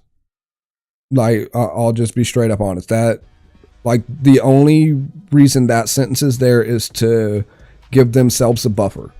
Give themselves, basically a way to go after a streamer or a user on their platform that they don't like the way that they're saying, hey, so-and-so did this thing, even though it might legitimately be sensationalized, you know, and legitimately be a bad thing. But because they don't like the narrative or whatever being pushed, you know, or they don't like the truth of it being out, they could say, oh, well, they're trying to, you know, fake news it. You know what I mean? Like, oh, this isn't real, it's fake news, so we're going to go ahead and we're going to take care of this person, kind of thing. That's what I see that particular sentence being set up for.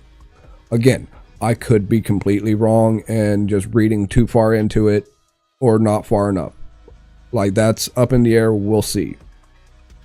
Just the way it, when I first read it, that's the way it played out in my head. Failing to provide the full context in a clip when presenting it to your audience.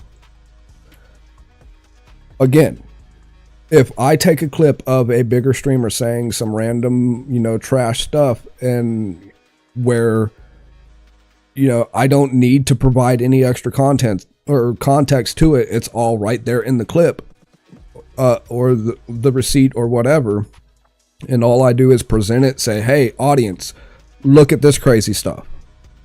Even if all I'm doing is bringing attention to it, I'm not adding or taking away from anything having to do with it. I'm not wrapping it in a narrative or any of that. I'm just saying, hey, audience, look at this. I think that this right here is set up so they would be able to target or come after somebody saying, hey, look at this. You know, they're going to, if they don't like that, they're going to use this clause to go after that person. I guarantee it. Like that, there's no other reason why you would put that in a guidelines clause. Like, at least from my point of view. Again, could be wrong, but that's just the way that I see that. It says, instead of resorting to misleading tactics, like we were just discussing, we recommend engaging in civil discussions to understand each other's point of view better. Open dialogue can lead to constructive conversations and a mutual understanding among diverse community members. I don't disagree with this. Like, yeah, that's the way adults should work. That's not the way it's actually going to play out, though. I think we all know better. Like, unfortunately, that it's just the way that internet culture is. You know, it's like, for an example, like Twitter, you know, that type of discourse, you know, like you would think that that's how everybody would act anyway, but it's not. And we have the data to prove it. You know what I mean? So, I don't know. Guideline 3, I have a lot of issues with, obviously. So yeah, let's continue on. Let me check this real quick. Okay. Guideline 4. No doxing, which like I mentioned earlier with the Sniper Wolf Jack's Films drama, you know, doxing isn't cool. It's dangerous and against the law in some instances anyway. So this isn't necessarily anything new.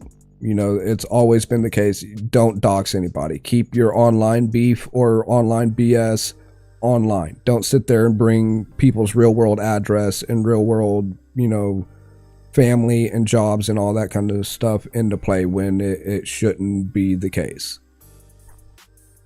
Says at Kick, we prioritize safety and privacy of our community members. We strictly prohibit any form of doxing that involves revealing personal or confidential information without the user or creator's explicit permission, including but not limited to addresses, bank account details, family information, workplaces, and any other private information that has not been considered for release. Engaging in this behavior severely violates our guidelines and will result in enforcement actions. So yeah, don't be giving out people's personal information, period. Unless they say, yes, you can say so, don't even bring it up. Which, you know, I agree with. Says additionally, we don't tolerate DDoS attacks or swatting, which I don't see why they would. But DDoS attacks involve overwhelming a user or creator's online presence with excessive traffic, disrupting their ability to use the platform. Swatting is a dangerous act of making false emergency calls to law enforcement and leading to potentially life-threatening situations for the targeted individual. If you're online in 2023 and you're not aware of what a DDoS attack is or swatting, then like do a little bit of cursory research. Like it Google either DDoS, DDoS, or swatting, and it'll tell you everything that you need to know. I'm not really going to get into it. That one sentence kind of defines what they mean by each.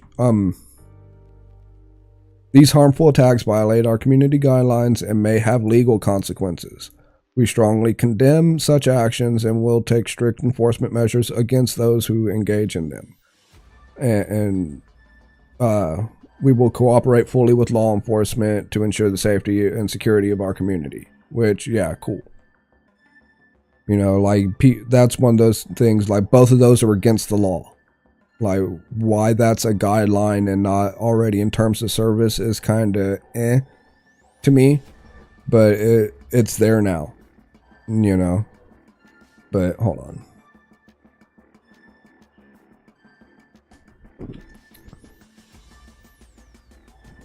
Oh, let me get readjusted here before we move forward. Guideline 5. Okay. No view botting, or do not bot or inflate your metrics, which, duh. Let me actually pull that down to here. There we go. All right. Yeah, don't inflate your metrics and blah, blah, blah, which, you know, should be a given. Using bots to artificially inflate your metrics is strictly prohibited. Activities such as botting, view botting, follow for follow schemes, subscriber fraud are prohibited. These rules are in place to uphold the community's integrity. You know, engaging in such activities risk denying the application for the Kick incentive program, which is their like pay by the hour streamer program. It disrupts the genuine interaction between creators and their audience. I agree with that. You know, don't view botting and trying to inflate your numbers. First of all, sponsors, 90% of the time can see straight through that. Once they get your analytics from the back end, from the actual site, then they know if you've been view botting. It's obvious. Like, you can, like, yeah, you can tell. Like, just me as a viewer, for the most part, can tell if somebody's view botting or not. So imagine if money's on the line. Potentially thousands of dollars, or potentially hundreds of thousands, depending on the sponsor. You know, people are going to realize, hey, you know, you're view botting, we're not going to work with you. So you're only hurting yourself. Plus, view botting isn't going to get you subscribers. You know, if you have 10,000 plus people watching your stream and nobody's chatting, you know, most people are going to be like, hey, I'm not going to subscribe to this person. They're less likely to subscribe to you as a content creator if you have all these massive numbers and then no engagement. You know what I mean? Plus, if you're paying or building a bot to inflate your numbers, like for example, I've never been in a stream that has like 100,000 people watching and chatting and thought, hey, I want to give my money to this person because I want to be more a part of this. That has never once crossed my mind. There are some people that it may, but I highly, highly doubt that that's the case. Again, another thing I very well could be wrong on. But you're not going to pay for somebody to view bot you and then expect those bots to subscribe and give you money. That's not the way the world works. That's not the way streaming works. That's not the way the platforms work. Any of them. As controversial as this may be to say, you're better off and more likely to get paid by botting a YouTube account than you will be by botting any of the live streaming platforms. For that reason, you're not going to get paid from a bot. They're not going to subscribe to you and send you money. Like, that's just not going to happen. That's not the way those work. With YouTube, their ad revenue is based on your view count. That's when you can actually have, oh, this stream or this video got, you know, a couple million views. A certain percentage of them were bots. We'll say 40% of the views on this video, this example video was, you know, bot views. If that happens to slip through the cracks on a sponsor, you're going to get paid for it. If that, like if your channel is already monetized and you do that and ads are run against it, you know, the way that they do the ad programs and AdSense, you're going to still get paid from that. Most likely. So you're better off trying to do that kind of craziness on YouTube. I do not recommend it. I recommend against trying to do that, because if they catch you, you're screwed, and rightfully so. But you're better off, not better off, but you're more likely to get away with it and actually get money back doing that on a platform like YouTube versus a live streaming platform like Kick or Twitch. So, you know, bots are bad, view botting's bad, but you know, I'm not going to do it. You do what you do. If you want to mess up what you're trying to do, thinking you're going to get paid from a bot, that's on you. That being said, next guideline. Guideline 6, do not impersonate, scam, solicit, and respect the law. Spend 10K on bots and like end up just 10K in the hole and have what, 300 people that aren't talking in your chat. Oh, big boy status. You know what I mean? Like, come on, people. Like, it doesn't make sense to me. It really doesn't. But there are people out there that do it, you know. It's like people trying to, like, which later on down in the guidelines you'll see, people that try to mod and cheat on online games like Fortnite or Call of Duty or, you know, multiplayer games like that. You know, what the hell are you cheating for? It's not like you're going to get paid out of the deal. And if you are in a position to where you are getting paid based on your win ratio or based on your kills or all that, the people paying you can tell when you're botting. They can tell when you're not doing it faithfully, and you will screw yourself every single time. You know? So it doesn't make sense why that has to be a rule. I get why it is, because there are stupid people that'll still do it. And having it in writing gives Kick that buffer on being able to, you know, bring the hammer down on them, which kudos for him for that. But, like, come on, people, get real. Exactly. Who wants to stream to fake numbers? Like, I don't. Like, I'd much rather stream to, you know, 1 or 2 real people than 700 just empty, you know, numbers.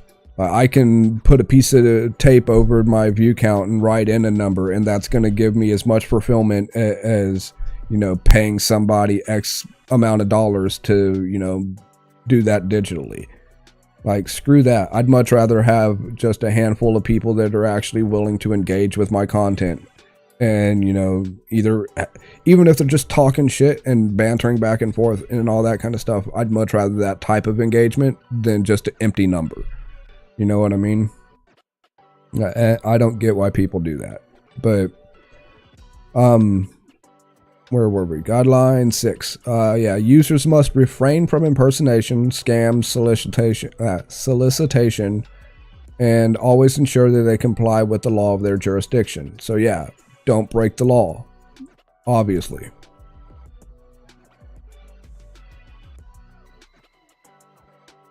You know, we might...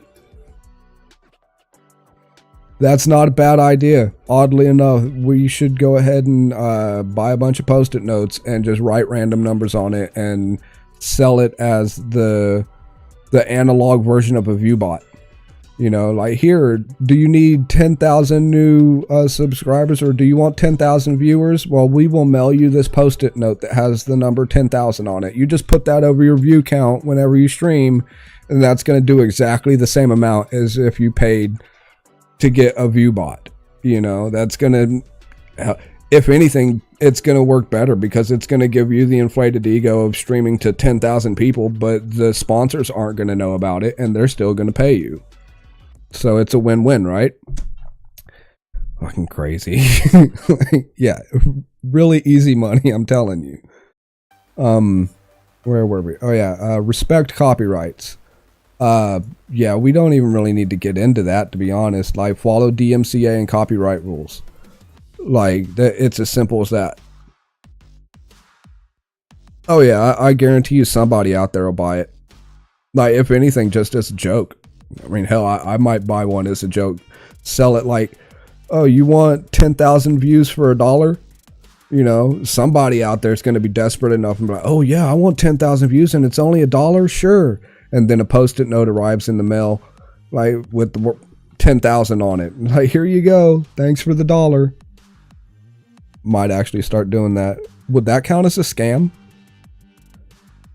Probably not, as long as we made it known that that's what was going to happen and they still fail for it. Then, you know, that's on them. It's like the, who was it? Cards Against Humanity back in the day almost got in trouble for selling actual bullshit.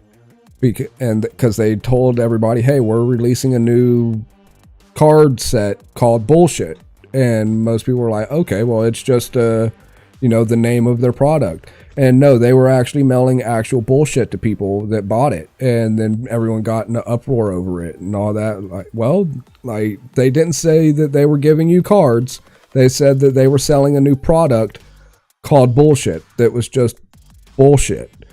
You know, so you can't, like, they can't really get in trouble for it. You didn't read the packaging the right way. That's on you. You know what I mean?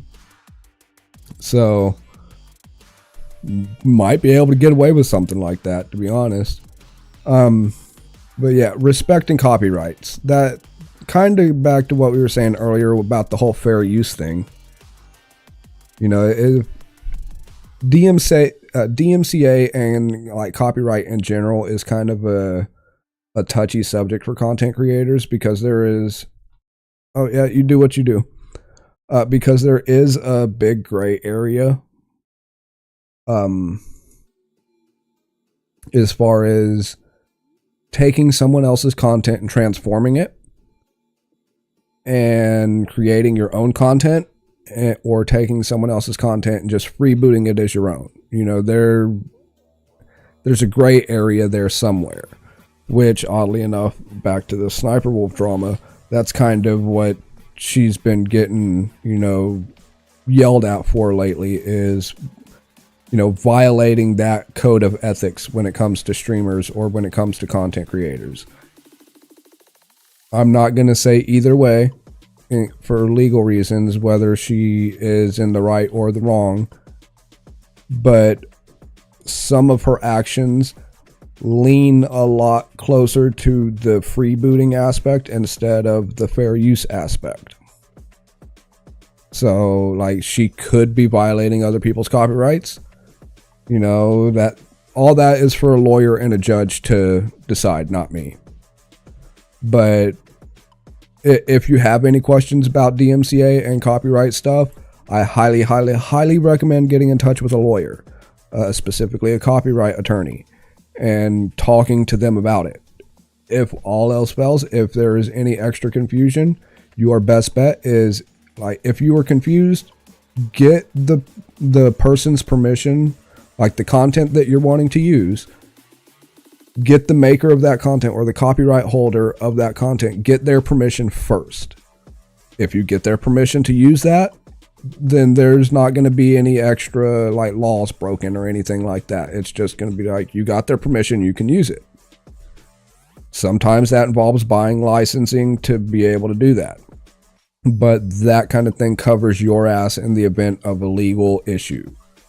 You know, so that's just any kind of creator. That's the number one thing I recommend before you even hit go live, before you start pushing out like produced content, is brush up on your copyright laws, brush up on what is and isn't allowed where copyrights are concerned and where licensing is concerned, because you can get yourself into some deep water very quickly and not even realize it. No spam or solicitation.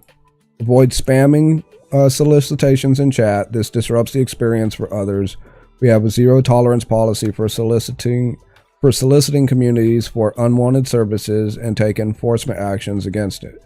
So don't go into somebody else's chat and be like, hey, I'm a graphic artist. Do you need panels? Do you need emotes? Well, you should go ahead and pay me for emotes. I only take commission. You know, that kind of thing. If you like go in someone's chat and you spam that a whole bunch, like that can get you in trouble for good reason. Nobody likes that. So don't do it. I agree with that. Impersonation. Another thing is impersonating another user or account is strictly prohibited. The account will be removed to maintain the authenticity of our community. We consider these accounts valid if the impersonated creator's sanctions a waiting room. I don't understand what that sentence means. We consider these accounts valid if the impersonated creator sanctions a waiting room. Something's not clear about that for me. I don't understand that last bit.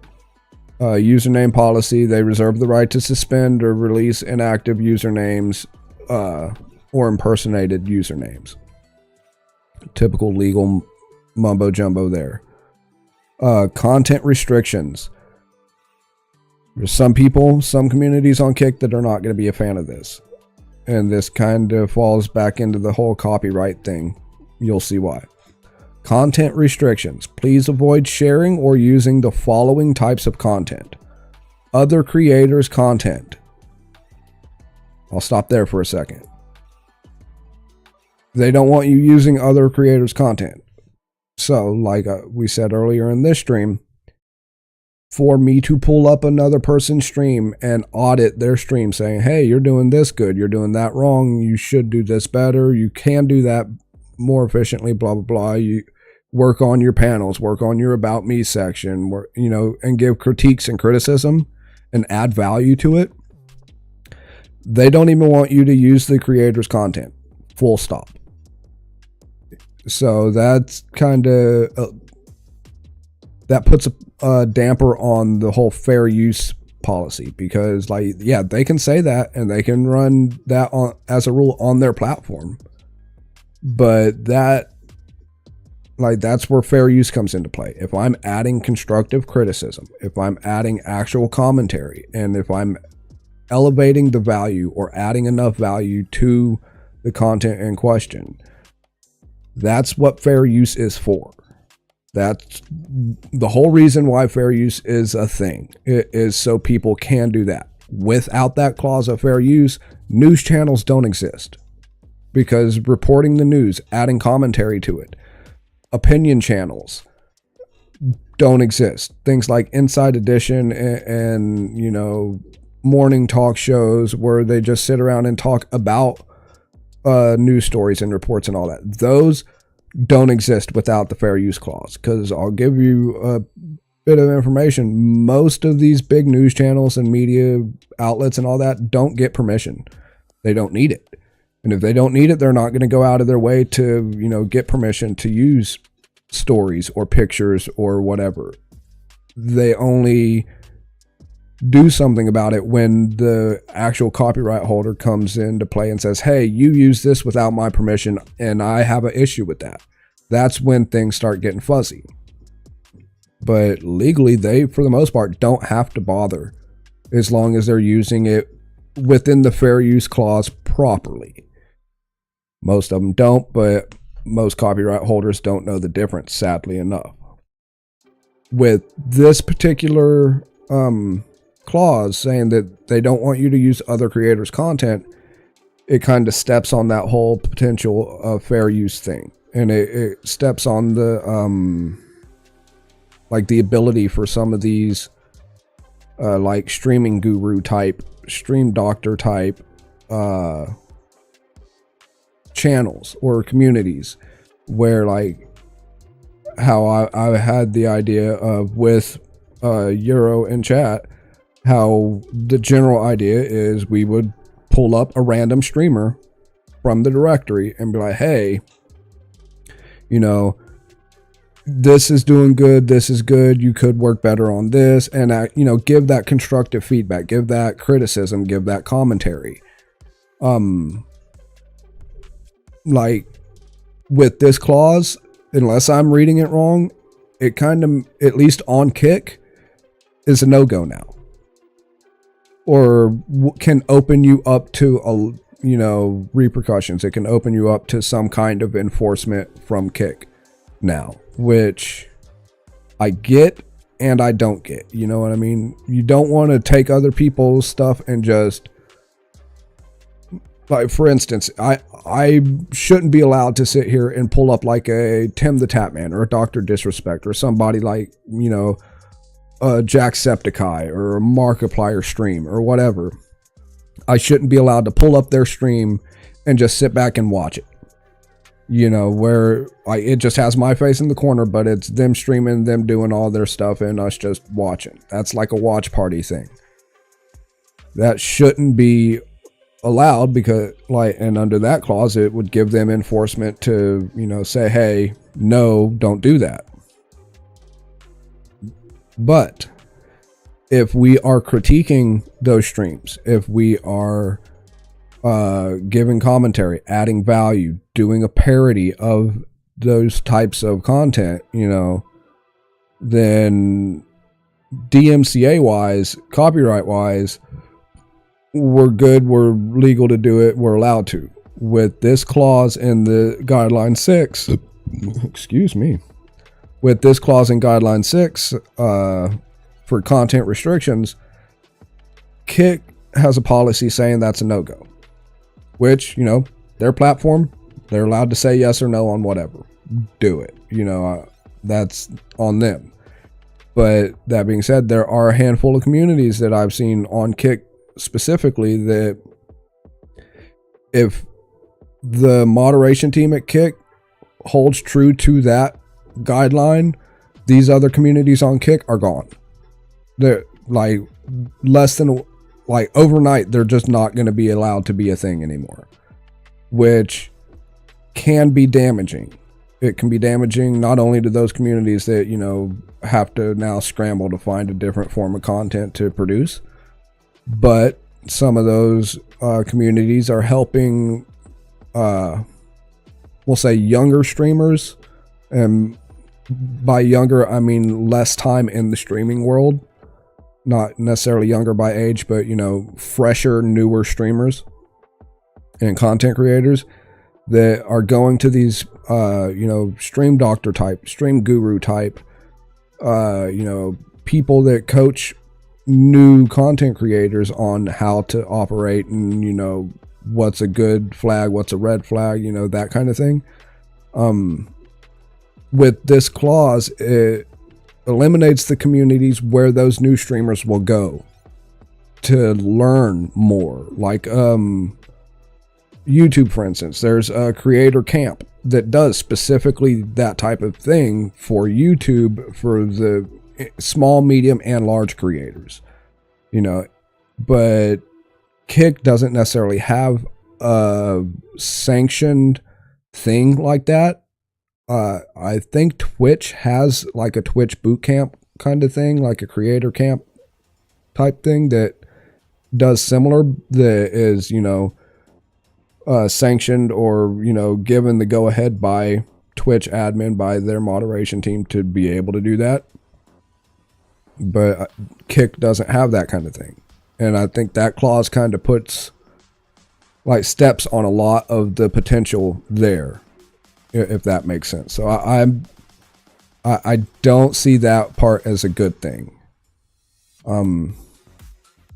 So moving forward. So your content restrictions: avoid sharing other content creators' content or content from other platforms.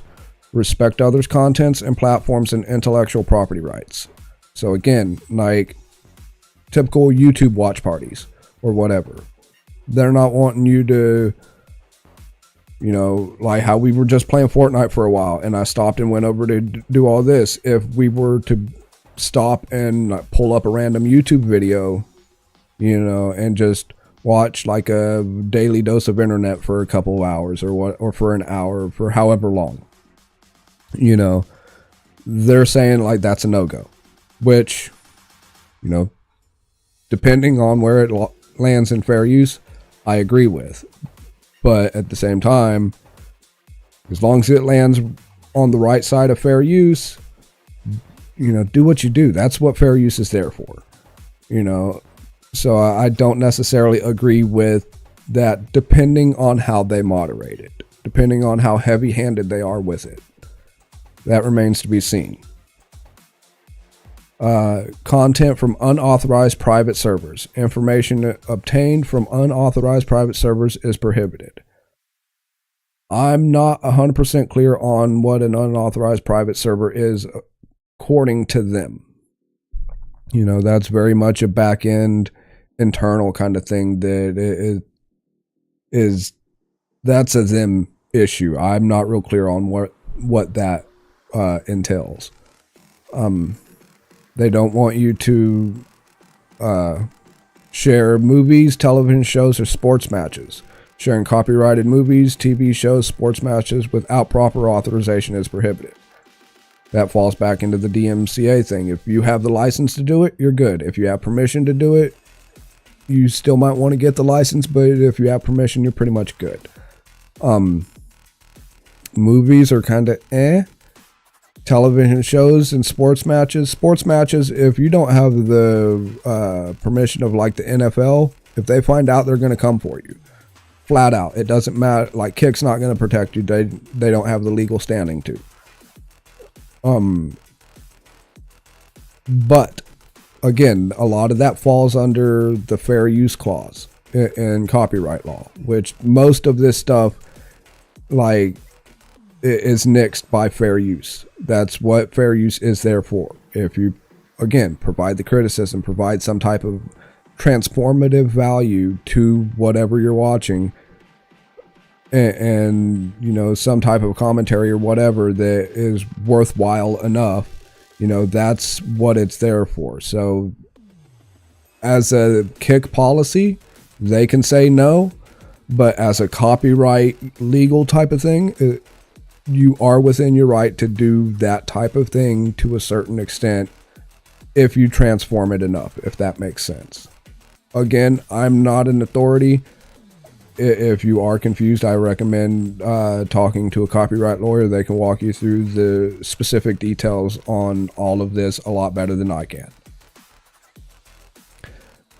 Now, solicitation for botting, graphic design, or other services. Solicitation services such as botting, graphic design, or in a way that violates our guidelines is not permitted.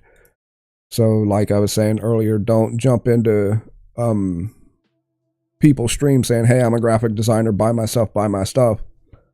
It's like a door-to-door salesman kind of thing. Like nobody's going to let that slide.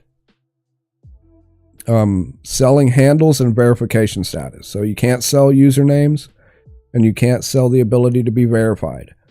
So like, for example, if I were to build up a channel with a cool username and get it to verified status, I couldn't then turn around and put that up on like an eBay or some third-party forum site to be able to sell that username and that account. If they find out, you know, they'll nuke the account. Sure, I get it. I agree with that part. But again, the rest of that, like the DMCA stuff, where it kind of like steps on the whole fair use thing, that's going to be very touchy for them to enforce. So we'll see exactly how heavy-handed they are with that. Keeping your channel, or guideline 7, keeping your channel clean and compliant. Okay, properly label your stream. Ensure your stream is accurately labeled to refrain from using any code words or titles that promote hate speech or offensive content. So yeah, no dog whistles or anything like that, which I agree with. Don't sit there and put stupid stuff in your title thinking you're going to get away with it when you know what you're doing and the people you're trying to reach know what you're doing too. Like, we all have eyes. We all live in the same reality. Get with the program. You know what I mean? Labeling content is 18 plus. If your content includes content unsuitable for users under 18, it must be labeled as 18 plus. This guideline applies to the following categories: 18 plus video games. That one right there.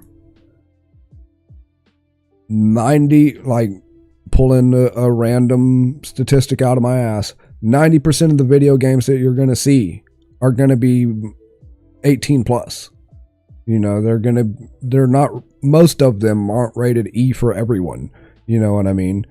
So that right there, by default, they should just make the entire platform 18 up. If you're going to do it like that, make it all 18 up. So that kind of eliminates the need for this whole little bit of a section to be a thing, you know. And I'm not saying make it all adult only as far as, you know, porn is cool kind of thing on a streaming platform. That's not what I'm saying. What I'm saying is if you make it all 18 and up, these listed things right here don't need to necessarily be listed, which will make sense in a minute. So label it 18 up if it's an 18 plus video game. There's smoking either by you or in the game, drinking alcohol, excessive profanity, casino or gambling streams. So a lot of the higher view count streams on Kick fall into that category right there. So, you know, make the whole site 18 plus, eliminates the need for this whole section. Again, animated game nudity, animated graphics depicting or depictions of violence. Name a game that doesn't have it, like Tetris. I can't think of many others that don't have some graphic depiction of violence. You know? So, again, if you're playing a video game, put it at 18 plus, regardless, just to cover your own self. Criticisms of religious or political positions or religious or political advocacy. So you can't say anything for or against anything religious or anything political. If you do, it needs to be labeled 18 plus. So, and for the most part, just make the whole site 18 plus, and you don't need this entire section. Like, that goes away. Like, because that's just be an adult. Don't be I can't say that. But yeah, just be an adult about things. And that whole section ceases to need to be a thing, you know?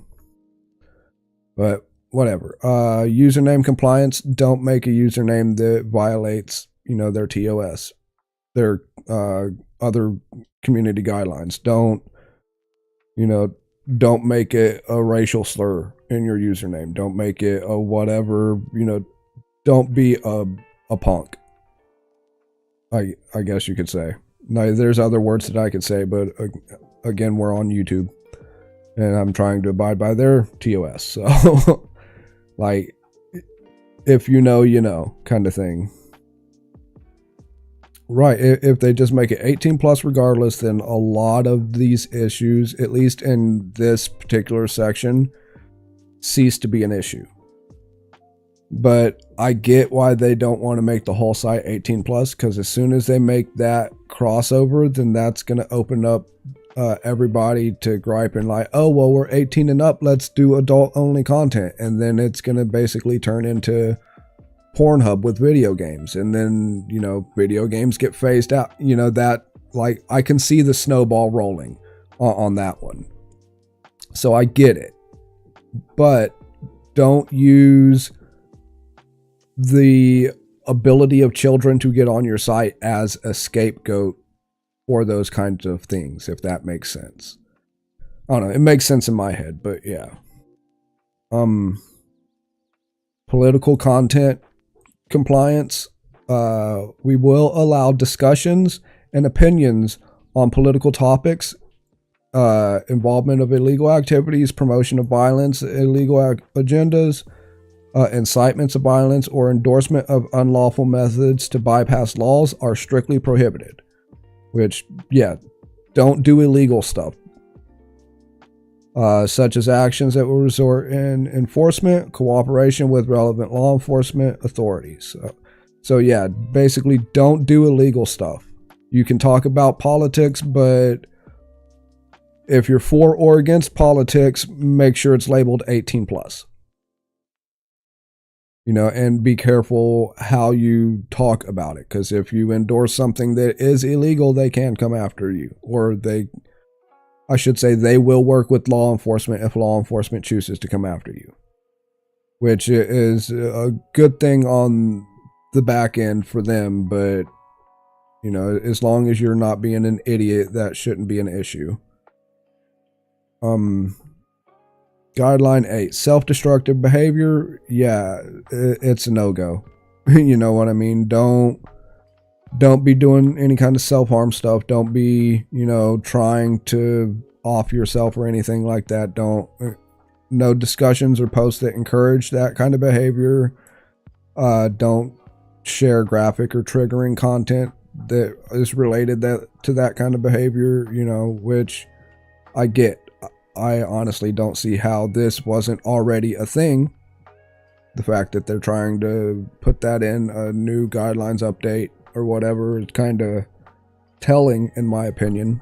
But it's whatever. It's there now, which it needs to be. It says, if you witness this type of self-destructive behavior, use the report button for immediate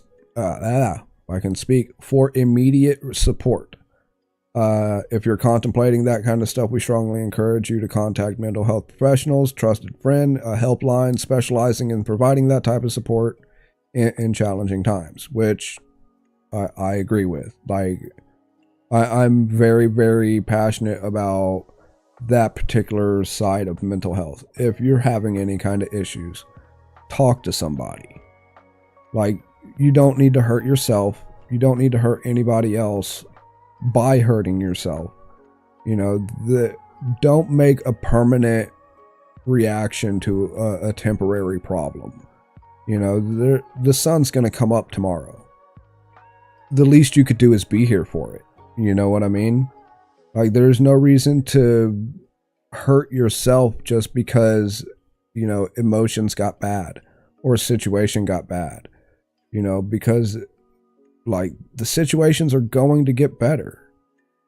That's the way life is. We have bad days, we have good days. You just try to make more good days than bad. if that makes sense. And if you are going through something that you need to talk to somebody, reach out. I might not be able to give like clear, answers to solve your problems, but I'll listen. Hell, I'll at least pretend to, you know what I mean? Like, and sometimes that's all you need is somebody to at least pretend to listen. Because I've been in a spot where, I didn't even really have that. And it's hard. It's really hard. And even if you have somebody there to say, hey, it's gonna get better. Sometimes that's all it takes to keep you going. If you need to hear that, reach out to me. I will be that voice. I'll be that ear. I can't promise to fix all of your issues. I can't promise to fix whatever situation is going on. But if you don't reach out, you never know. And like I said, making a permanent choice to harm yourself because of whatever's going on, how to phrase it properly.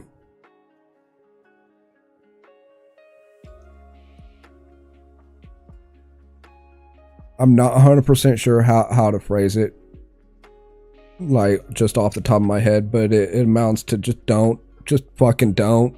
It's like, please reach out to somebody. Like, call a helpline, call a friend. If you don't have a friend, that's what those helplines are for. Go talk to a doctor. Like, I know a lot of people, kind of wave their finger at like the parasocial relationship between viewers and streamers, or viewers and content creators. But if all you have is a computer or a phone, and all you can do is watch a streamer or a content creator, and like they're the only ones that you think you can reach out to, like, my personal opinion, reach out. The worst they could say is no. That's not going to happen from me. At worst is I'm going to say, I can't fix your problems, but I can listen to you. Vent away. That's what I'm here for. Like, so please, if you're thinking of harming yourself in any way, just don't. Like, talk to somebody. Like, find me. Something. That being said, it says, we wholeheartedly encourage open dialogue about mental health and well-being, and our unwavering commitment to safeguard the well-being of our community members. Basically, exactly what I was saying. We will not tolerate any actions that harm individuals in distress, or further prohibit any form of solicitation for sympathy, financial support, subscriptions by exploiting a distressed conversations, including request of money, gifts, subscriptions in exchange for discussing personal distress. But basically they're saying, don't make it so people have to subscribe to, like, offload some of their problems onto you. That's not cool. Which, like, I agree with. Don't be that kind of person. Like, if you're going to offer help to somebody, offer it genuinely. Don't hide fake help behind a paywall, because that's not going to get you what you think. Like, if anything, it's going to get you, like, destroyed on the internet, and rightfully so, in my opinion.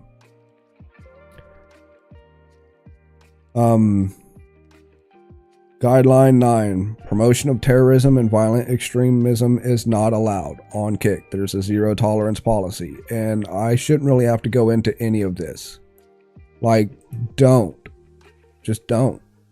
Like, if you haven't, if you don't know what those kind of things mean by now, like, honestly, you're either too young to be consuming most of the content out there, or you're definitely too immature, too young for the internet as a whole. Just my opinion.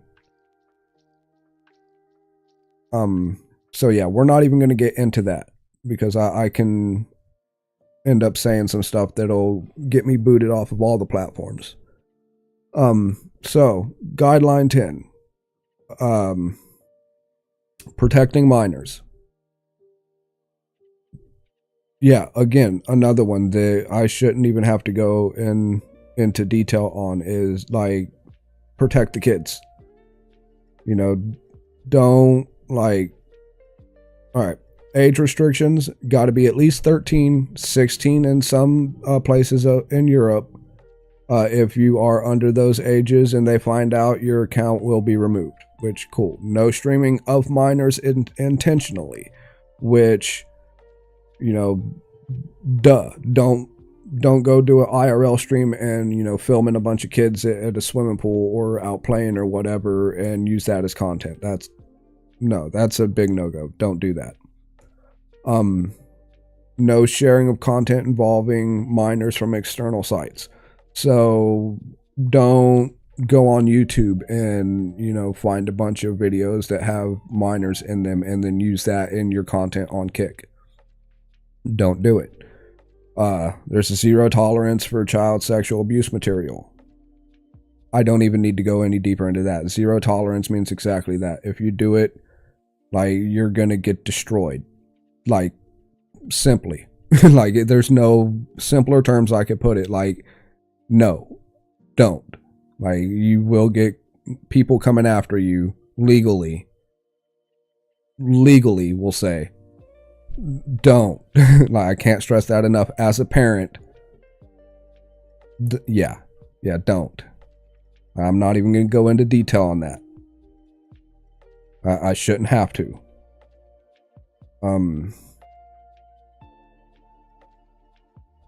Yeah, guideline 11. Gambling. This one I think Kick kind of shoots himself in the foot on. And we'll get into that. Gambling on Kick with other users' Tinder is strictly prohibited, including any form of buy-in via sweepstakes or lotteries. Whether you are permitted to stream gambling games online depends on the laws and regulations of the country in which you are located. Sub-only competitions and weighted giveaways are not permitted. We encourage all users to be aware of and adhere to the legal requirements regarding gambling activities in their regions to ensure the compliance of local laws. It's important to note that Kick takes violation of gambling laws serious. For example, users that are reported of engaging in these activities that go against local regulations, in this case, will take swift enforcement actions per our guidelines and cooperate with law enforcement authorities to ensure the compliance of the law. So basically, don't break the law when it comes to gambling online in your area, or Kick will come after you. Or at least come after your presence on Kick. Which says a lot, considering that, if I'm not mistaken, Kick is backed by, you know, the big money behind Kick is very intertwined with gambling, I think. I could be wrong on this, but I think that they have like their own gambling setup somewhere. From what I have heard, some of the bigger names have been paid by the same people that pay Kick, basically. The money of Kick, we'll say, has paid certain streamers to gamble on their specific sites and whatnot to bring in more awareness or whatever to Kick and to their gambling site and all that kind of stuff. So I don't get why they are saying, you know, like, you're not allowed to use other users' Tinder. It's strictly prohibited. I don't know if they're talking about, for example, I can't use another streamer's money to gamble. I get that.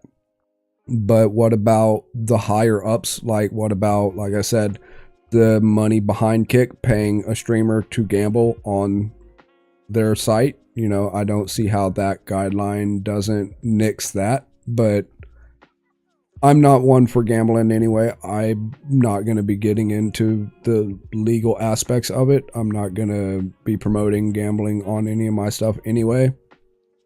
So this particular guideline 11, is just one that I'm like, I don't see how that's going to play out with some of their higher grossing streamers. You know, that remains to be seen. Guideline 12. To our pool, VR chat, body art, and OnlyFans creators. Please avoid micro bikini tops and bottoms. Underboob is acceptable if the top or pasties cover 70% of the breast, including the nipple. Genitals must also be completely covered. Do not promote off-platform handles in titles or in the titles of your stream, and avoid lingerie. Okay. I know this is a very touchy subject for a lot of people because the culture surrounding it, you know, can go either way. I'm all for sex positivity. That being said, there is a place for it to exist, and having a lot of that type of stuff exposed to the children that they are so dedicated in protecting, exposing those children to a lot of these sexually charged activities, we'll say, I don't necessarily agree with. Hold on. Oh, okay. I get what you mean, Grizz. So it's like, for instance, I couldn't like hack into your account and use your money to gamble for my benefit. So it gives them a way to come after you on that. So yeah, I get that. Like I said, I'm not big on the whole gambling thing to begin with, so that part seems kind of funny to me. But, like I said, it remains to be seen how heavy-handed they are in some of these guidelines. Now, back to what I was saying with guideline 12, that I'm not sure if it contradicts or reinforces the first guideline of no pornography kind of thing. Because you're not allowed to do pornography on Kick, which, you know, it should be a given. But they're also saying that you're not allowed to promote it at all. But then they say that, you know, our OnlyFans creators. I haven't met any OnlyFans creators that isn't on OnlyFans to produce anything other than adult content. You know, whether it's porn or, you know, porn adjacent stuff. So I don't get why they have that in particular there, if that makes sense. And saying avoid micro bikini tops and bottoms. Who is the arbitrator for what counts as a micro bikini on that? Is there actual measurements? What are they? You know what I mean?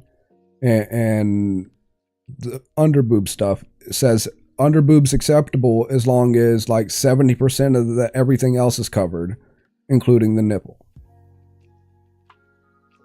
Now, I don't get how they can say that and then let some of the body art painters still do what they do, you know, because when it's just the nipple being covered and then 90% of the boob is exposed before they paint it and all that kind of stuff, wouldn't that be a violation? You know what I'm saying? Like, so I don't get how they're going to enforce that part in particular. Saying genitals must be completely covered, you know, yeah, duh. If they're not, that pretty much constitutes porn. So saying that, you know, otherwise would kind of be contradicting themselves. Saying don't promote your off-platform handles in the titles of your stream. Okay, now if I could understand not in the titles, but what if you have commands? What if it's just a known thing in your community that, like, when people come in and they're, you know, that they're looking for that type of content, you're like, oh, well, yeah, hit, you know, command OnlyFans or whatever, and it'll give you this link. You know, is that going to be a violation of these guidelines or not? Is having an overlay on your screen, you know, saying to do that kind of stuff, is that going to be a violation?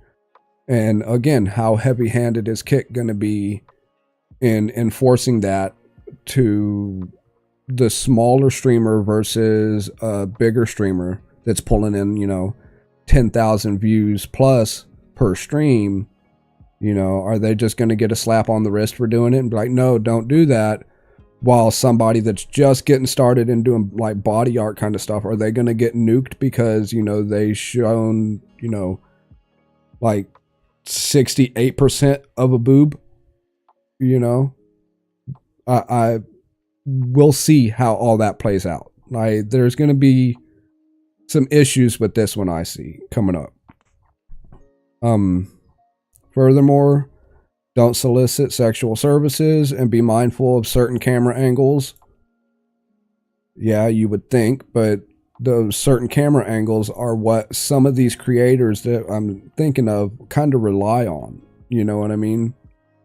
Including extreme close-ups featuring grinding motions, over-caressing of genitals, and overly suggestive depictions of sexual activities, as well as expulsion of bodily fluids, or a no-go. Which, you know, that last bit, that pretty much constitutes porn, you know, and that's already a don't do here kind of thing. But the rest of it, to be mindful of certain camera angles, like what does that even mean as far from a moderation standpoint? You know what I mean? Like, I am not sure how they're going to moderate that fairly without getting themselves in some hot water with their own creators. You know what I mean? Moderators may request adjustments to your content or behavior to align with these guidelines.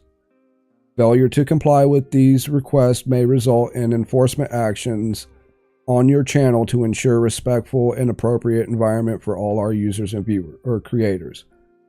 That kind of answers my last question. So I guess they're going to just talk to the creator and be like, hey, finger whack, don't do that. You need to fix your stuff. You know, and if you don't, then they're going to come actually like do something like, you know, suspend your account or whatever it may be. All that being said, I don't see how a lot of that is going to protect a lot of the younger viewers that should not, my personal opinion, that should not be exposed to that type of stuff at all. You know, much less have it promoted to them. You know what I mean? And Twitch has the same problem. This is one thing that has aggravated me about Twitch for the longest time, is their favoritism and promotion of sexually charged activities to people that they know are children. You know, whether or not they're actively aiming for that demographic, they're putting it in a spot to where it is unavoidable. So you might as well be targeting that specific demographic if they're going to interact with it by no choice of their own anyway. You know what I mean? Like, and that's where, yeah, it's like they put a blindfold on. They make these rules and then they put a blindfold on as long as their wallet is getting stuffed. And I don't agree with that type of mentality when it comes to content and protecting children. You know, you can't ride both sides of the fence on that. You know, it's one or the other. Either it's okay or it's not. And picking favorites only shows that, you know, it's only okay in certain examples, I guess. Well, that's a bad way of putting it. But yeah, it's not right the way that it's been done up till this point. Hopefully Kick can get on top of it and, you know, get ahead of that kind of thing and do it right. I'm not saying they won't. I'm just saying it's going to be extremely difficult for them to pull it off. If they're going off of the Twitch model, anyway. Now here's something kind of interesting. Guideline 13. No game hacking. Unauthorized game modifications, the use of game hacks to gain an unfair advantage, whether due to a lack of effort or disinterest in a specific game, is strictly prohibited. So let's stop and go over that for a second. What about game mods, like people that mod Skyrim, for example?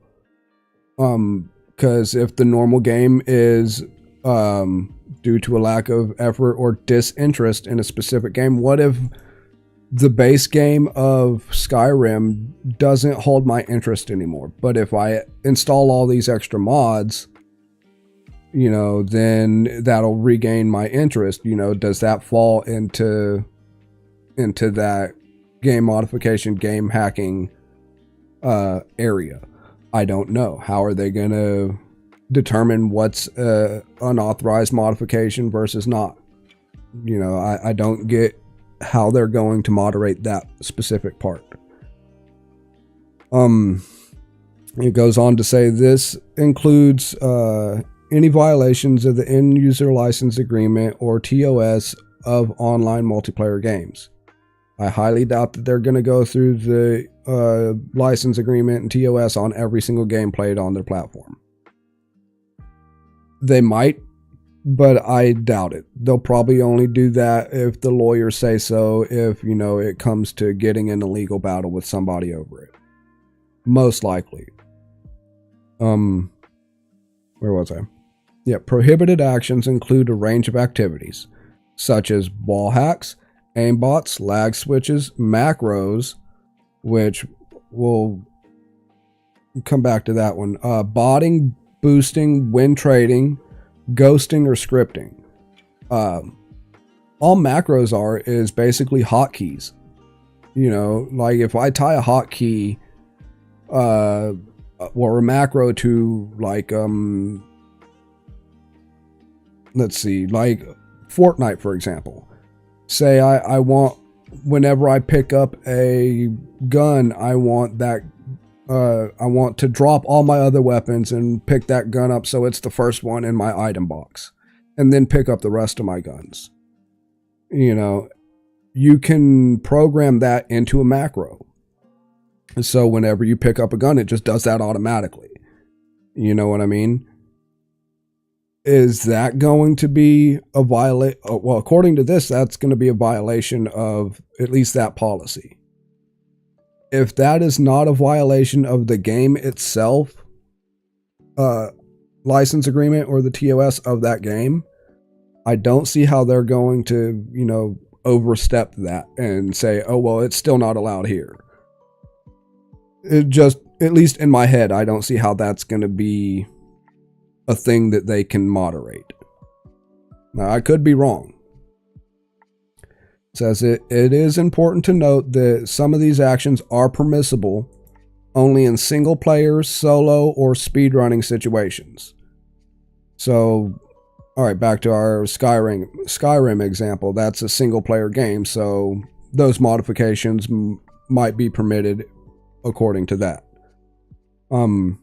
And the speedrunning situations, I assume that they're talking about tasks, which are tool-assisted speedruns. So using macros and scripting to have the computer play the game for you in potentially the best way that it could be played.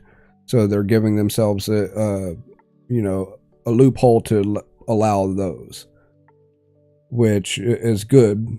But I don't see how they would moderate it otherwise. It says, do not offer hacking services and no hacking in multiplayer games. Which, sure, I get it and I agree with those. You shouldn't be hacking in multiplayer online games anyway. It's pretty low caliber person behavior, in my opinion.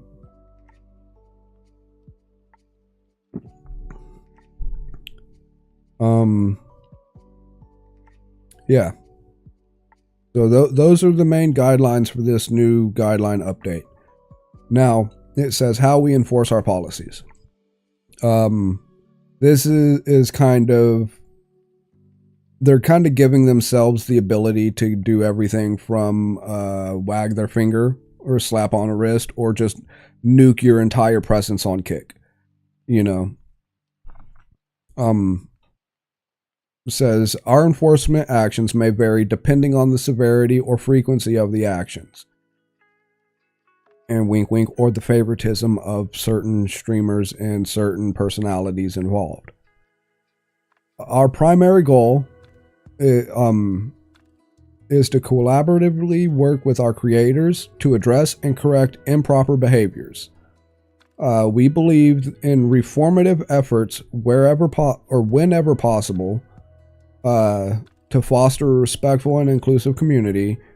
However, we have a zero tolerance policy for some behaviors and will not collaborate to find a resolution in certain circumstances. Which, yeah, I mean, that's kind of what all this said to begin with. Including but not limited to, our enforcement actions may involve anything from polite warning in chat, risk of termination warning. So, hey, you keep doing it and, you know, you're going to get terminated type warning. They will update your content to labeled as 18 plus without your say so or, you know, permission, just from on their end, which, sure, my opinion, they're going to be doing that one a lot if they hold up to their own guidelines. They can alter your category, title, username, or profile,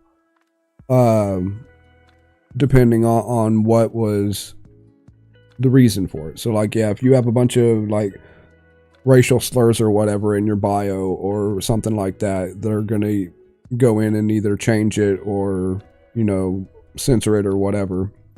Which, yeah, I can agree to up to a certain extent depending on what they're going in to modify. Muting accounts. So they may mute Kick chats or accounts from Kick chats, forums, and discords to address inappropriate behavior. So basically you get shadow banned so nobody can see that you're in there. Revoking moderator or other privileges. So an account with a moderator or other privileges may have those features and benefits removed. Yeah, I get it, but if you're going to go so far as to remove being a moderator, then you should just go ahead and suspend the account. Like, because it's not your choice as a platform if I moderate for streamer X, Y, or Z or this other streamer over here. You know, if those streamers want me to be a moderator, if I'm not violating any other rules, they shouldn't have the right to demod me in those communities. Just my opinion.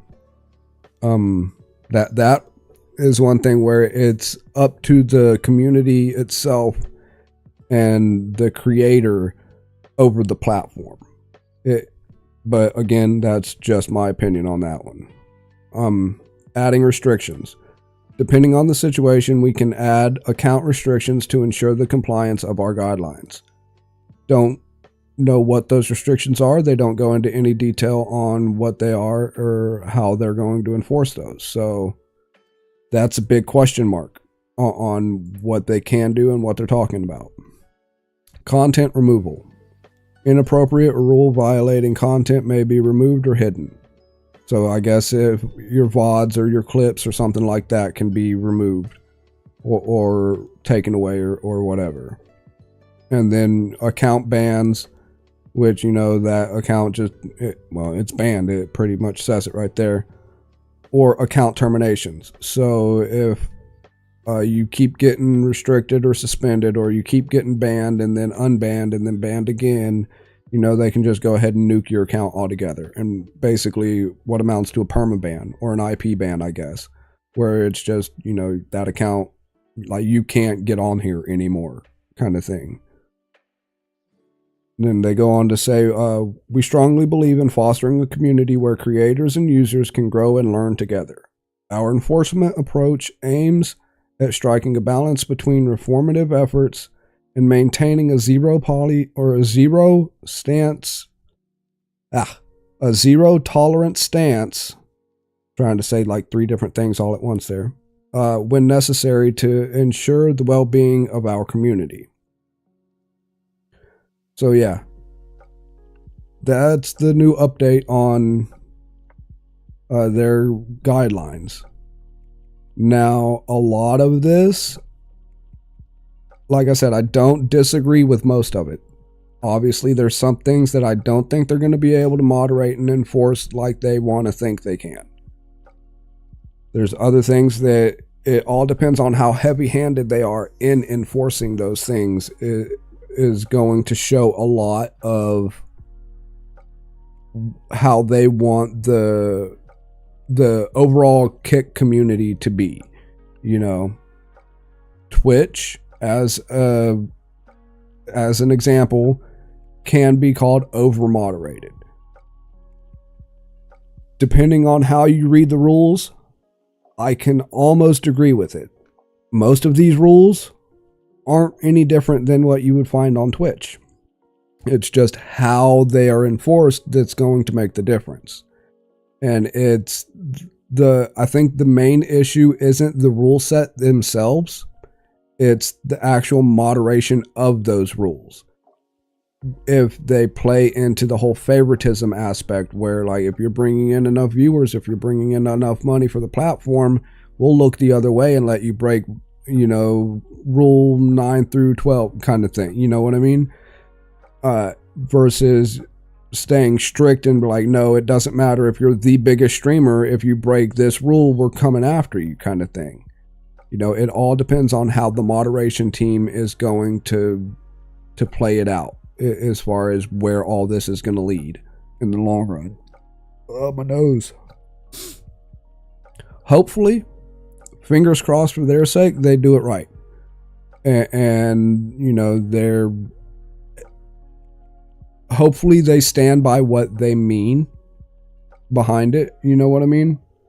As far as wanting to talk with the creators and be like, hey, your behavior isn't cool. We want you to change. We're going to give you the opportunity to change. If you don't change, then we're going to, you know, get rid of you. If they do that across the board with no favoritism involved, where it's every creator is on the exact same level playing field as every other creator, then great, cool, no issue. I don't think that is what's going to be the case, though. I have a strong sneaking suspicion that it's going to be very much the same Twitch BS as far as the favoritism goes, where if you're bringing in enough views, if you're bringing in enough money to the platform, that, you know, the way they got it set up, they've given themselves an out to look the other way. You know what I mean? So, I don't know. We'll see. Hopefully for their sake and for the creator space of Kick in general, that, you know, they stand by what they say and, you know, they make it a level playing field for everybody. I mean, we will find out. I know there are a couple of those rules, though, like we were saying, that especially the DMCA rules. Where was it? Yeah, like this specific clause right here. Like that, I think, is going to screw up a lot of creators on Kick in particular, because there are, like I said, like creator boot camps type thing, and certain communities that foster growth of newer streamers and newer content creators to help them get their feet up under them and be like, hey, if you want to be a creator, you need to do XYZ, and you need to do it in this particular way to, you know, present as more professional or whatever. You know, doing, or like a community geared around that type of thing, going into a lot of these other streamers streams and looking at their content in general, like just pulling up a random stream and saying, hey, we're going to look at so-and-so today without so-and-so's permission, you know, that clause right there kills all that instantly. Now, you're going to have to get permission first in order to do anything even remotely related to that. You know, so it's not that it's going to kill those communities, but it is going to make it a lot harder to foster that type of growth plan, I guess. But I don't know. Again, I could be reading into it completely, you know, ass backwards and wrong. I will find out. Let's see. Yeah. Why you gotta do this to me, Frame? There it goes. Let's see. Should we go ahead and play us a couple more rounds of Fortnite? Maybe. Done burned through all my playlist on the music, though.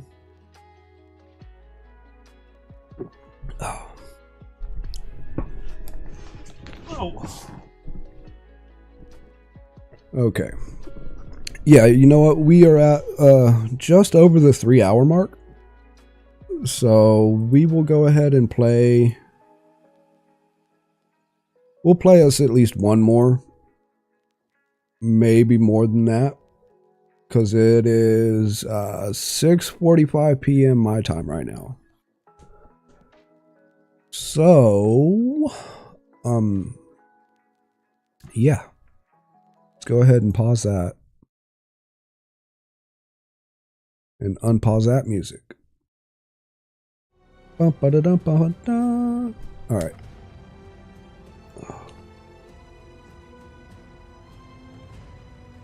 It's getting kind of warm in here.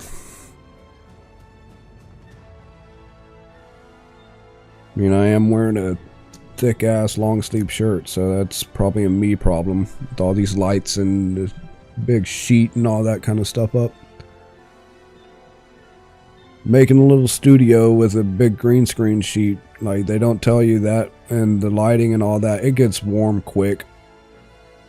So if you are trying to be a creator, like plan ahead. What's our quest looking like? Alright, yeah, 10 limbs and a win. You know, I'm not even going to mess with those. Where is this one? Use a shield breaker EMP to disable a vehicle and a turret. I already disabled a vehicle, so we're going to have to go disable a turret with one now. So we'll go ahead and mark that.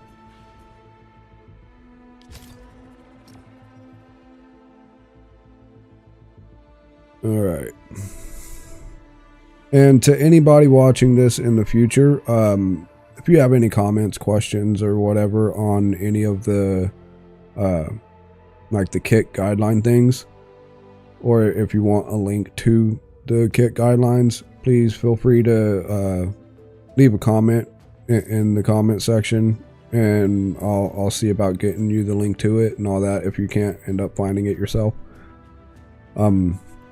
I'll answer any kind of questions that I know how to. Again, I got to preface, I am not an expert on any of this. I'm just, you know, providing the information that I can read just as well as you can. I do have a little bit of experience in streaming in general from like way back in the Mixer days and here on YouTube and all that kind of stuff. But that doesn't really give me the authority to tell you one way or the other on a lot of this. But we can all, you know, talk about it anyway. That's what opinions are for.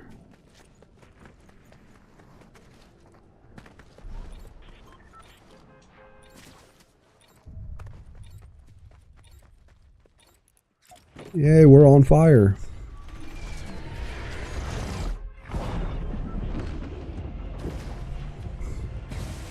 Alright. Where are we dropping, boys?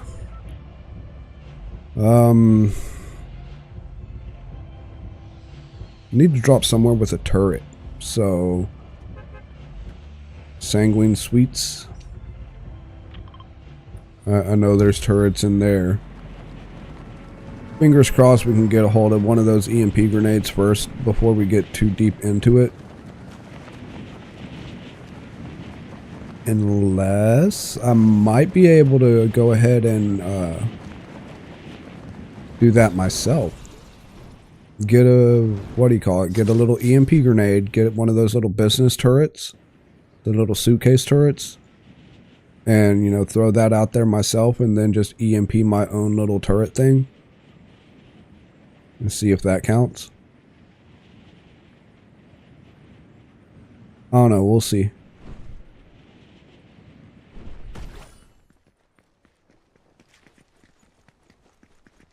And there's already people landing in there.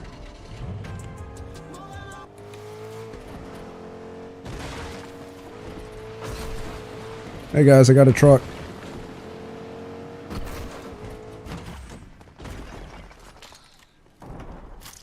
Hey guys, I don't have a truck anymore.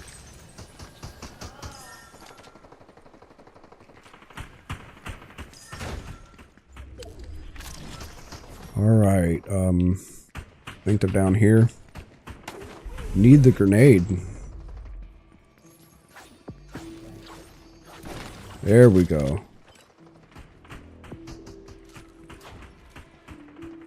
Can I get a flashlight, please?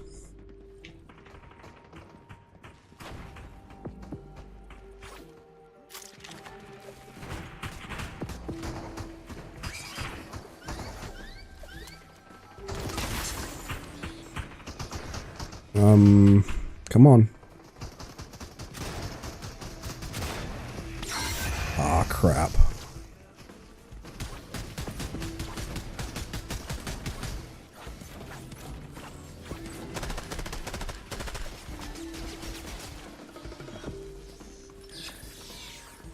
There we go. What the hell? I mean, I got the thing, but still. I thought that was the NPC dude. You just stole my crown. Rude. I don't even like you. I mean, I got that. The turret thing. So what's next? Talk to Nolan, Chance, or the fish. That Nolan dude's in Frenzy Fields. So we'll go there.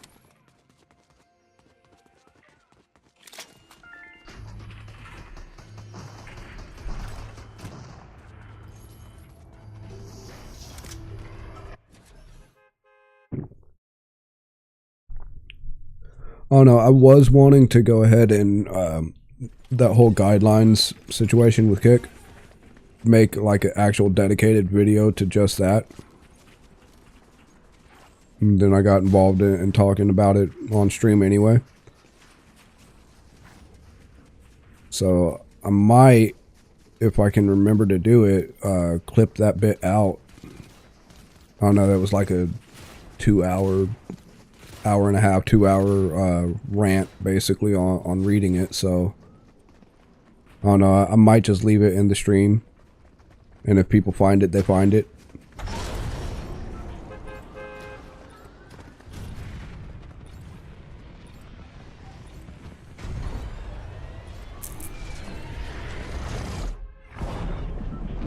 Oh, fish dude's over there. I don't know, there's probably going to be a bunch of people dropping right there anyway, because it's right next to that vault.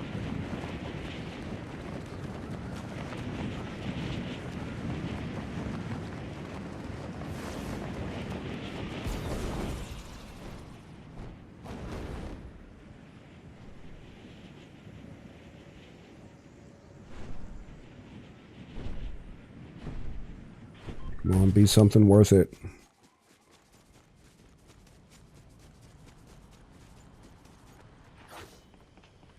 Ooh, shotguns. I mean, not horrible. I don't know, I'm starting to warm up to these shotguns. I used to hate them.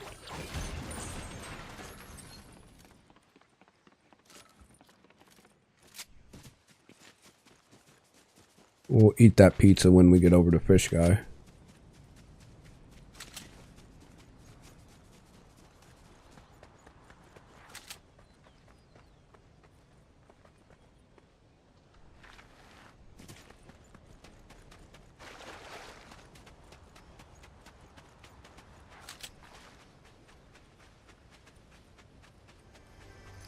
Mine?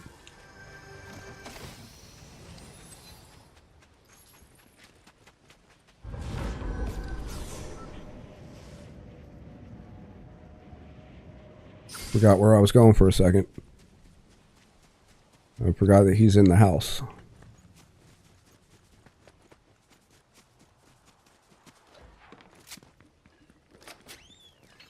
Hey, I'm supposed to talk to you about a thing.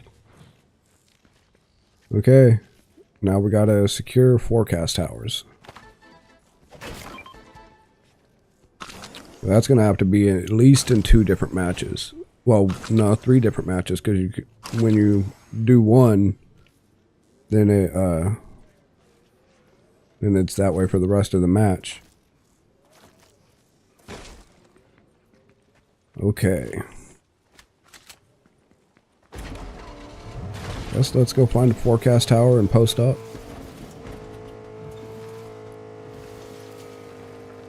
It doesn't even show on the map.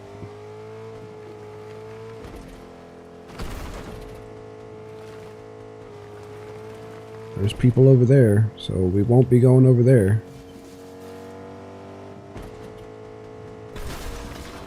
Oh, get up there. Okay. That was almost bad. I thought I got stuck.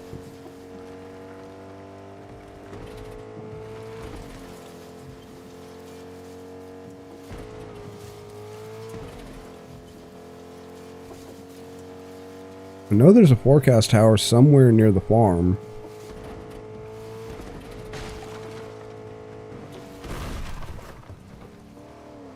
And dude dipped. He heard me coming. He was like, nope, I'm out. My bad. Don't get in front of the truck that's like trashing everything.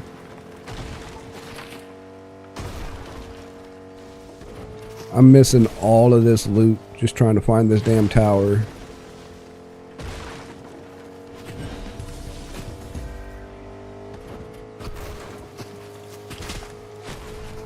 Hey, there's another guy.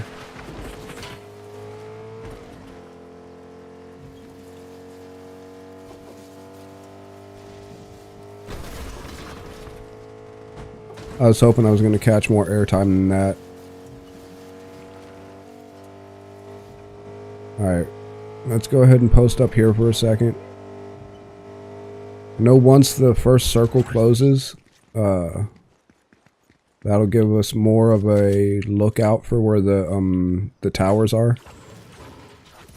Because I think it's after the first circle is when the little dude, the top card and what his low cards or whatever, make an appearance.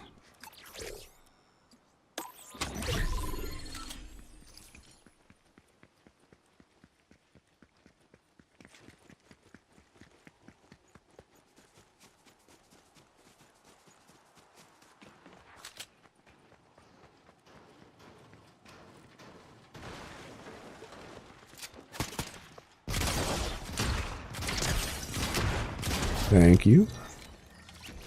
Needed that.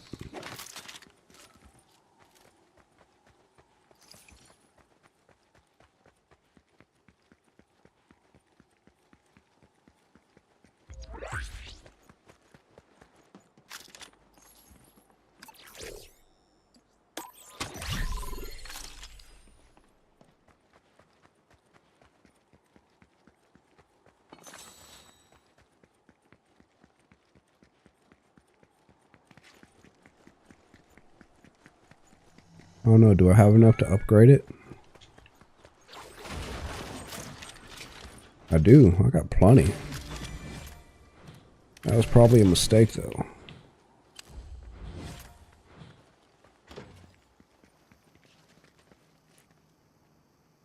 Still nothing.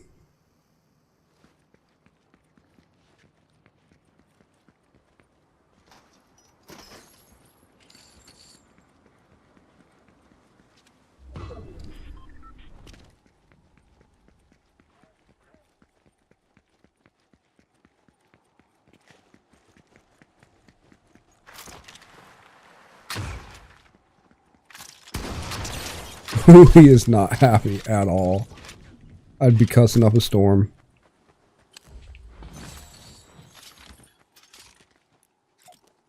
Use that shotgun, man. Oh, there we go. That's what I needed. Alright, should we take the truck? No.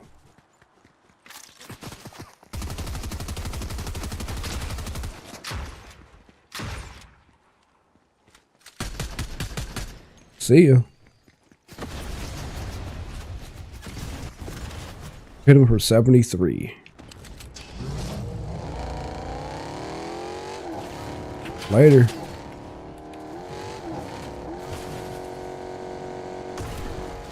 We'll let him survive.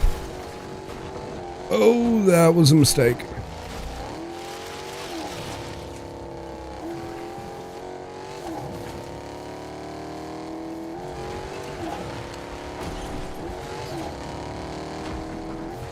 So we have to secure them. I guess that means actually get the card and activate them.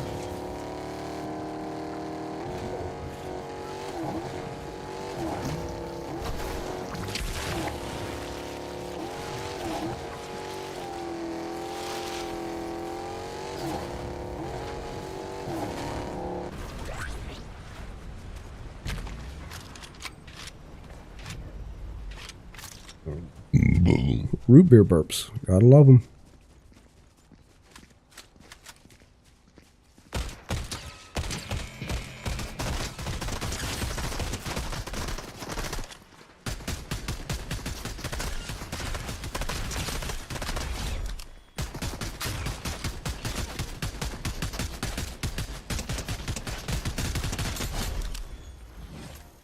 Okay, first that's coming with me.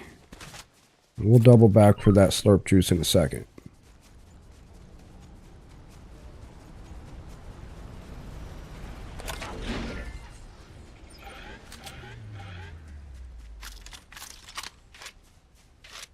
Oh no, I got 4 things of pizza though. We'll switch that out for med mist. What do we got over here? Somebody got. I don't know, do we want to get that pumpkin launcher? No, not yet. Yeah, no.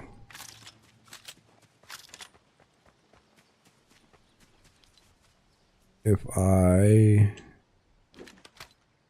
will it go right back into the same one? Yeah. I was hoping it'd like shift itself over.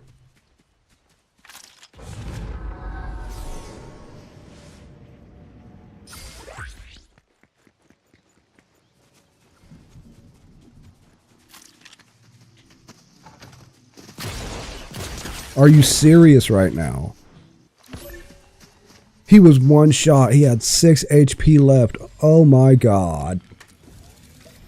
There ain't no way.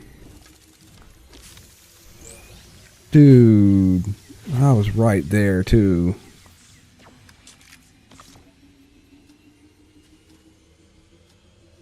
I guess that auto shotgun is, you know, that speed makes the difference. Because that's what he hit me with. It was a rare Maven auto. Like, and I was hitting him with the, like, the legendary stake shotgun. I don't know, if that second shot would have actually connected with a headshot instead of a body shot, I think I would have won that gunfight.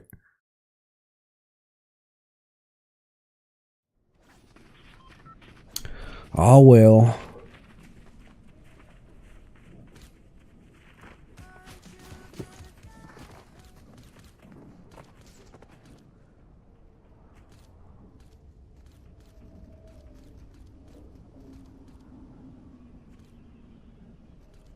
Okay.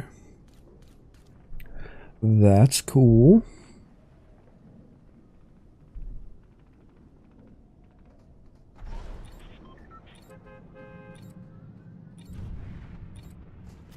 I guess I could scoot over to be centered frame, huh? Okay, there we go. That's a little bit better. I am going to have to adjust that on my vertical recording though. My vertical recording versus the big screen, the face cam is just off center of frame. So if I want to be center on my vertical, I got to be like over here.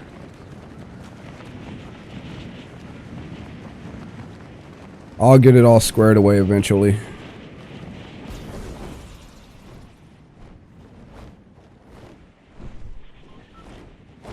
You know, I guess it would help if I just landed near one of those forecast towers. This seems like a close enough area. It's right there.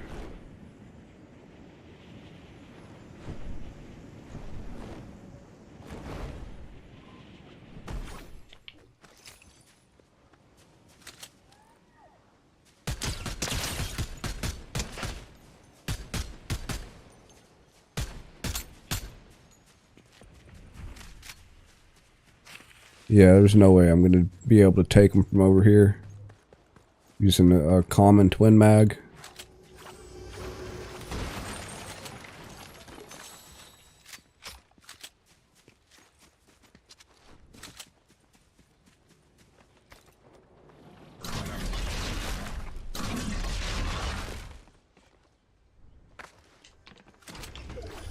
Mine?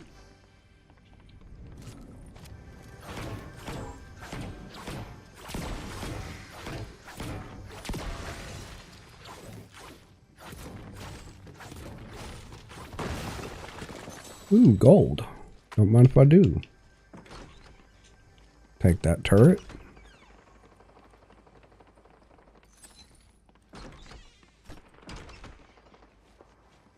Where is it? I guess it's up there, huh?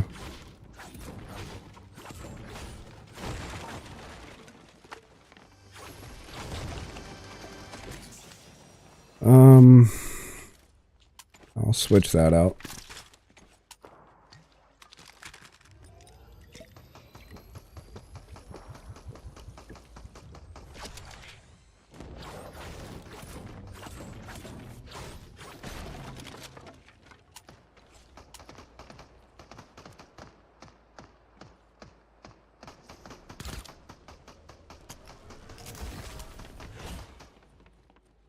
I would have laughed my ass off if I hit him with that.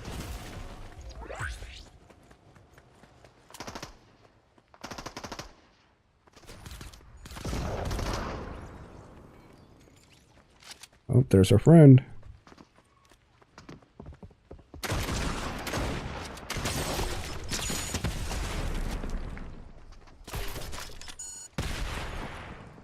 Really?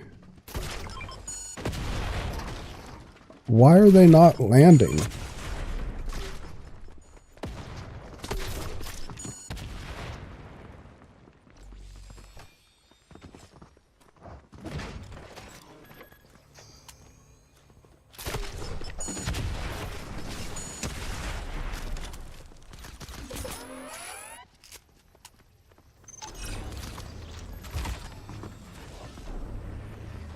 Come here.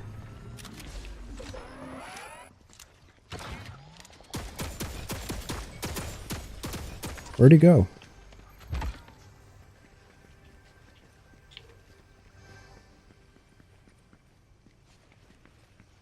He straight disappeared on me. I know he's like right under me. And he... Whoa. There he is. Okay.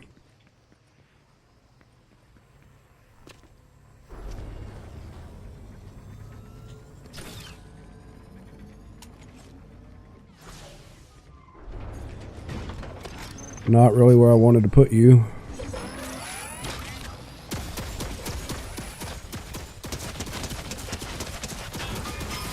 Thanks for the ride. Oh, that was a mistake. Are you serious? Oh, he shot me and then the rock fell on me and killed me. I'm clipping that one.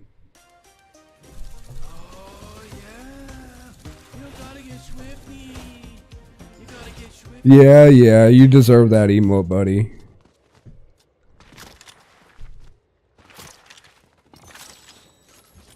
Oh, goodness. Alright, cool, it did it. Just took its sweet time. That was just a clusterfuck right there is what it was. No, he shot me just enough and then the rock like got me.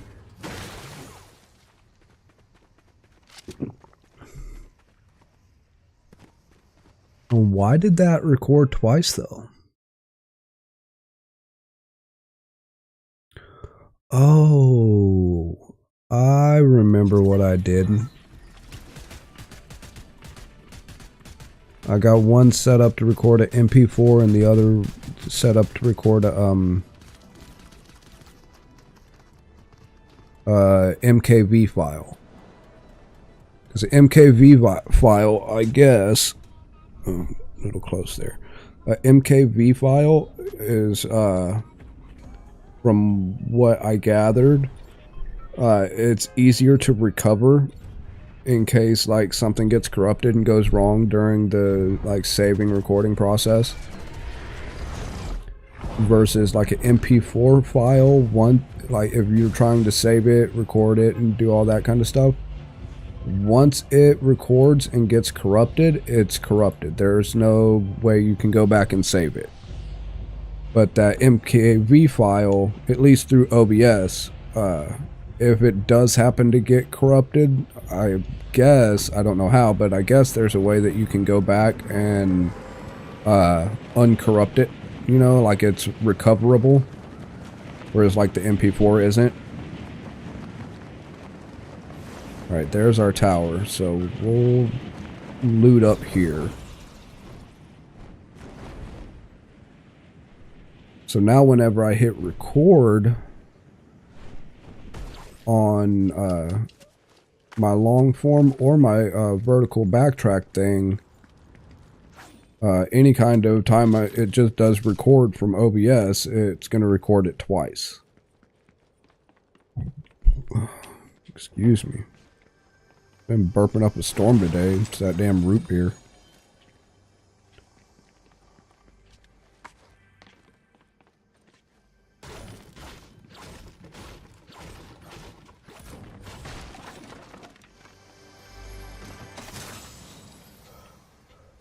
We'll take that.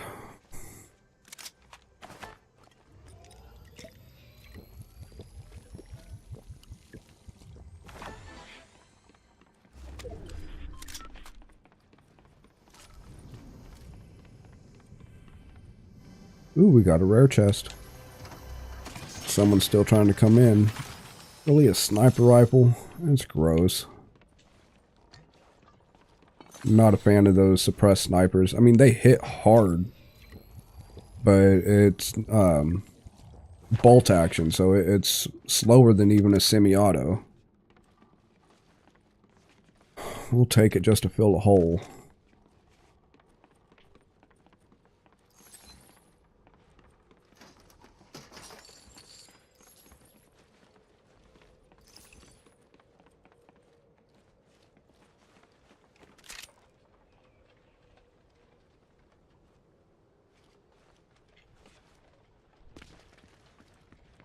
Now, I know I saw the parachute thing, ring thing light up. I'm not seeing any movement anywhere. I lied. Oh, it's a bot.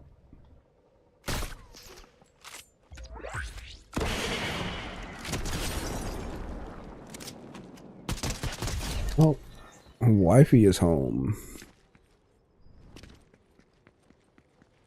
So, can't really run out to help her, but I don't think she got anything from the store anyway. But, give me just a second. I'm going to, like, kill my cam and mute this and all that in case she needs me. But I'll still be here-ish, so give me a second.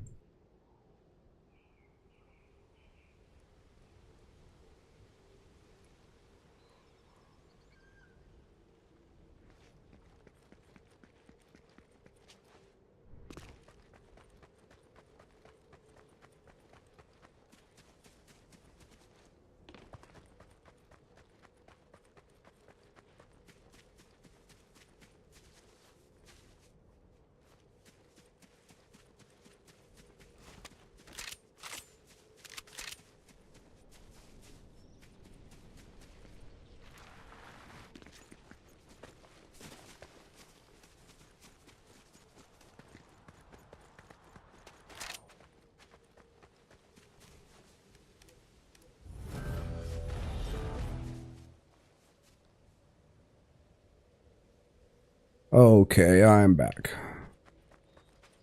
Let's see. We are not that far away. Alright, we're still full on that. We're good on that. Okay. I don't know. Should we try to take him out with the sniper rifle?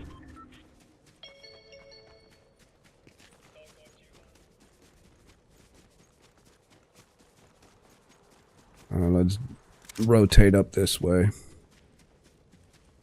I'd much rather have a height advantage on him.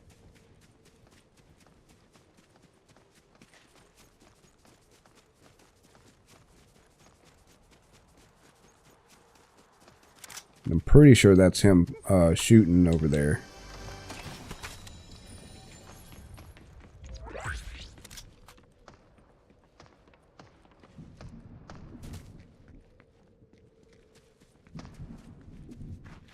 I think I saw the bullets.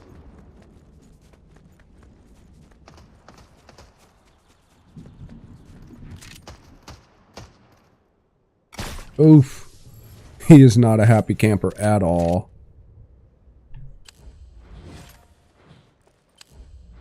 Now, who are you fighting?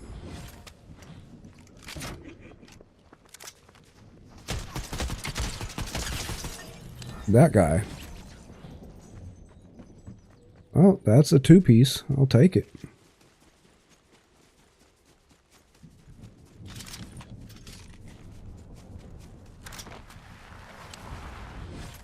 Give me some gold.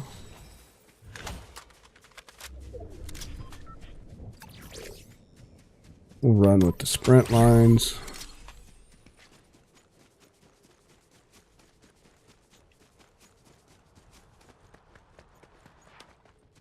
Oh, they went down here. I was like, where the hell does loot go?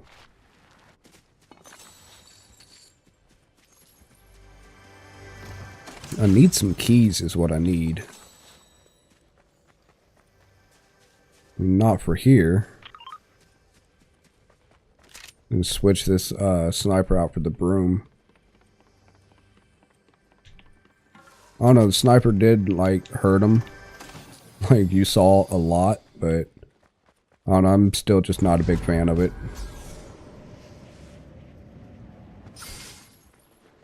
Need a ride. That direction, please.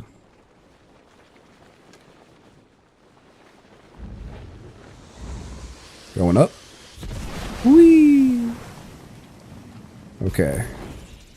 Where is our little dude at?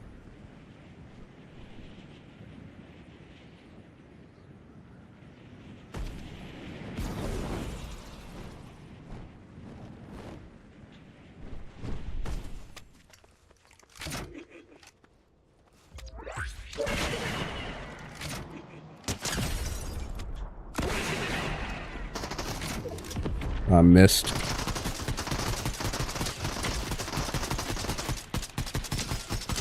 Can I hit anything, please?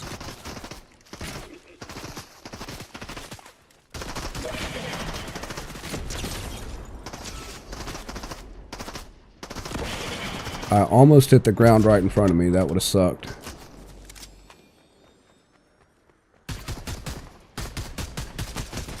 Okay, cool, cool. We will upgrade that. We'll grab this. Alright, that's 2. Do we have enough time? No. I mean, we probably could. The storm's not going to hit that hard, but I'm going to find better ahead anyway. Oh, that's NPC.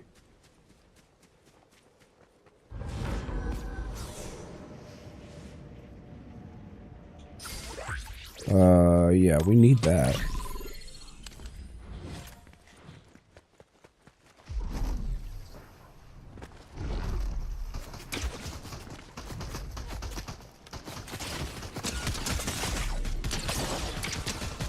What the actual dude?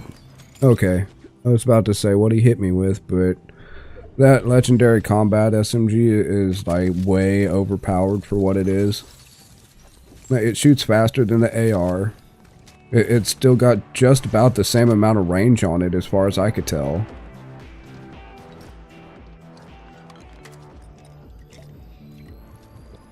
I don't know, it might be a little bit more powerful.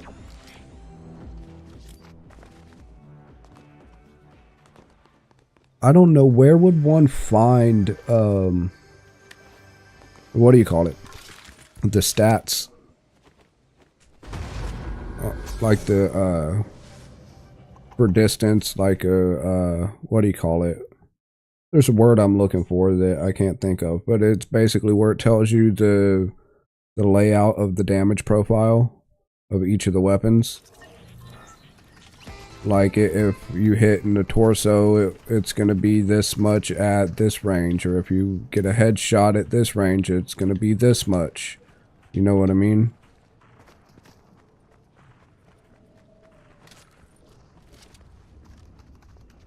There's 96, 52, 120, and 125 a headshot for this at rare.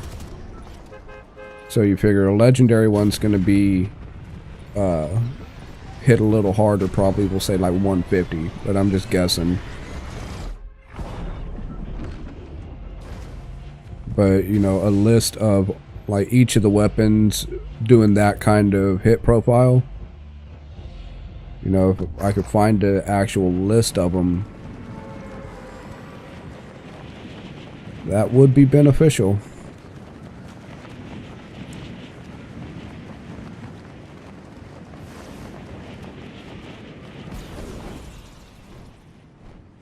Mainly just to know when I'm going to be outgunned at like a certain distance from whoever.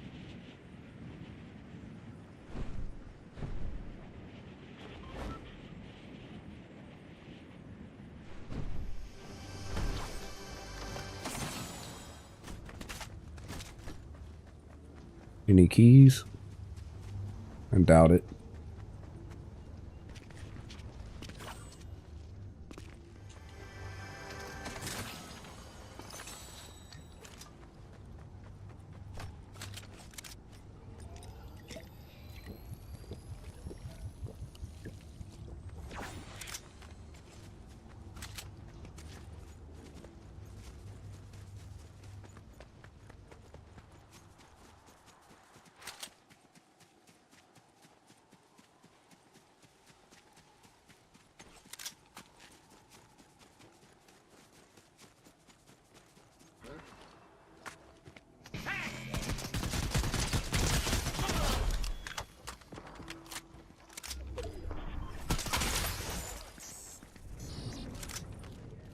Not a fan of this sharp tooth at all.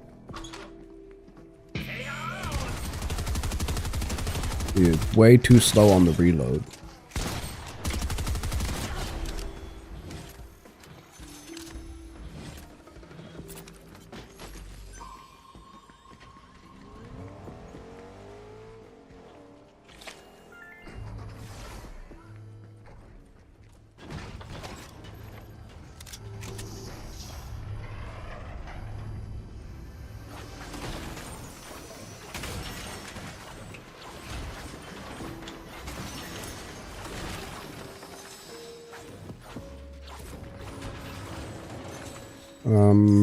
We'll take that. That for now.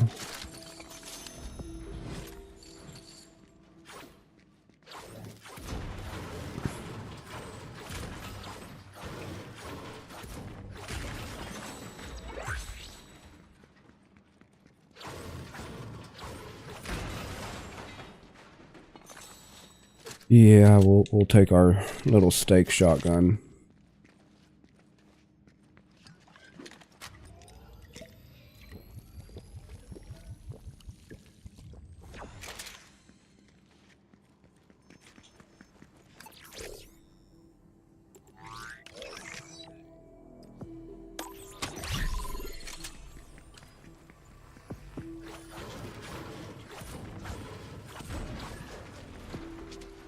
We got us a key now. We can go check out this lockbox out here. Yeah, this way.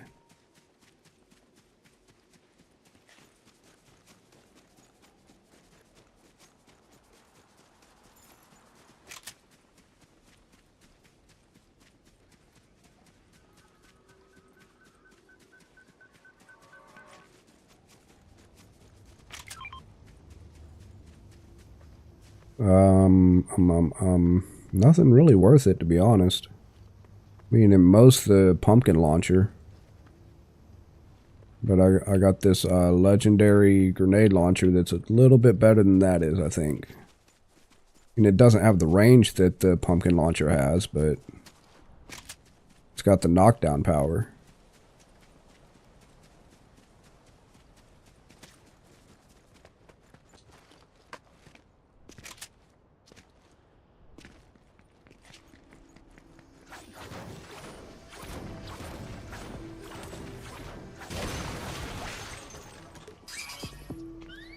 Hey, could you not?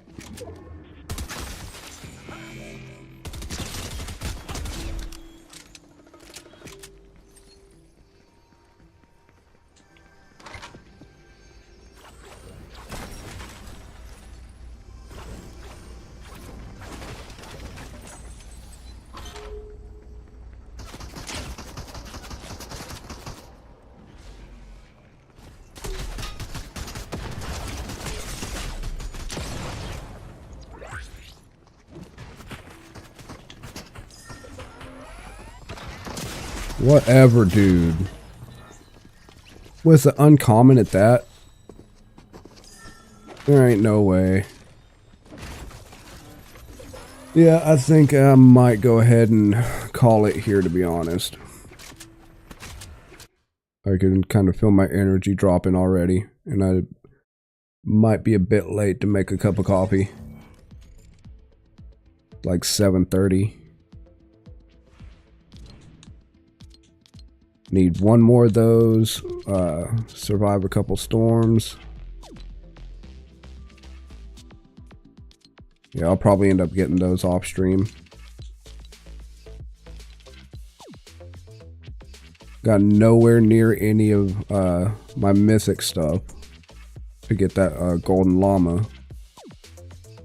Those will just happen. I might be able to get the rest of those before the end of the season's up. We will see. Anything special on this? I still don't know where these zombie road signs are. So I'll have to, I'll look those up after this on where to even get them. Anything else? Check out the item shop.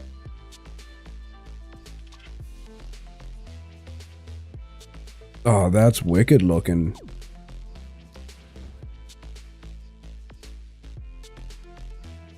Oh yeah, it almost looks like ooh, I like that black and red. Almost looks like a wigged out version of Oogie Boogie.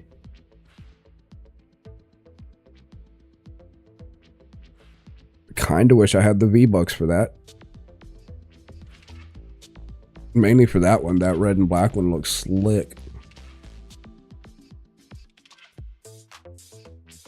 Alright, anything else that jumps out at me? The Ash Williams pack. And then all of the DC stuff. Alright. Yep, let's go ahead and switch over to here for a second.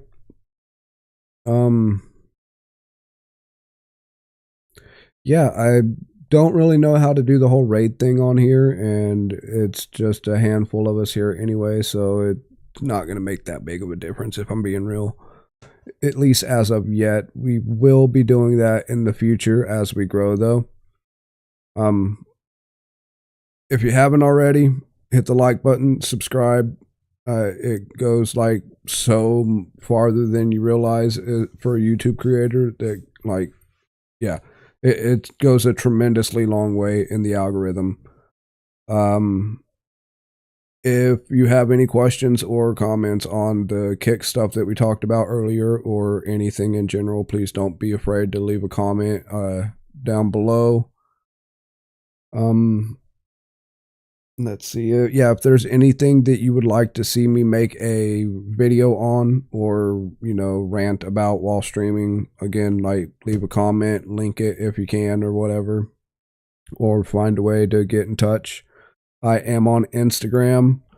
I'm on like all of the social medias pretty much. If this would freaking load up. Okay.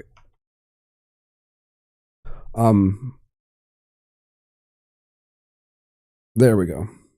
Yeah, if you follow that link, it goes to my link tree. It has a link to all of my other socials and everything else that I'm on. That you can attempt to reach me at. If you have any questions or comments or whatever, hit me up on any of those. I will do my best to reply.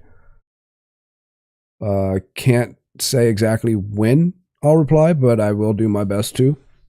As far as my next stream goes, I'm going to try to stream, what's today, Saturday? Yeah, I'm going to go ahead and I'll try to stream for a couple hours maybe tomorrow.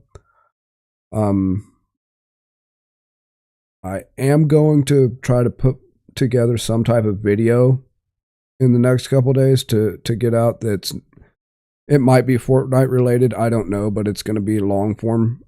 So keep an eye out for that. If you need to hit the little bell icon next to the subscribe button to get it so YouTube actually sends the notifications to you, that would be awesome and help a lot.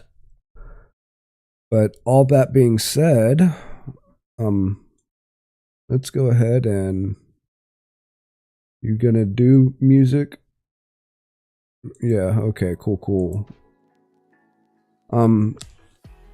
Yeah, I think we just about covered everything that I wanted to cover housekeeping wise. So, yeah, we will go ahead and call it there. Hold on. Yeah. All right, I'll catch you on the next one. Peace.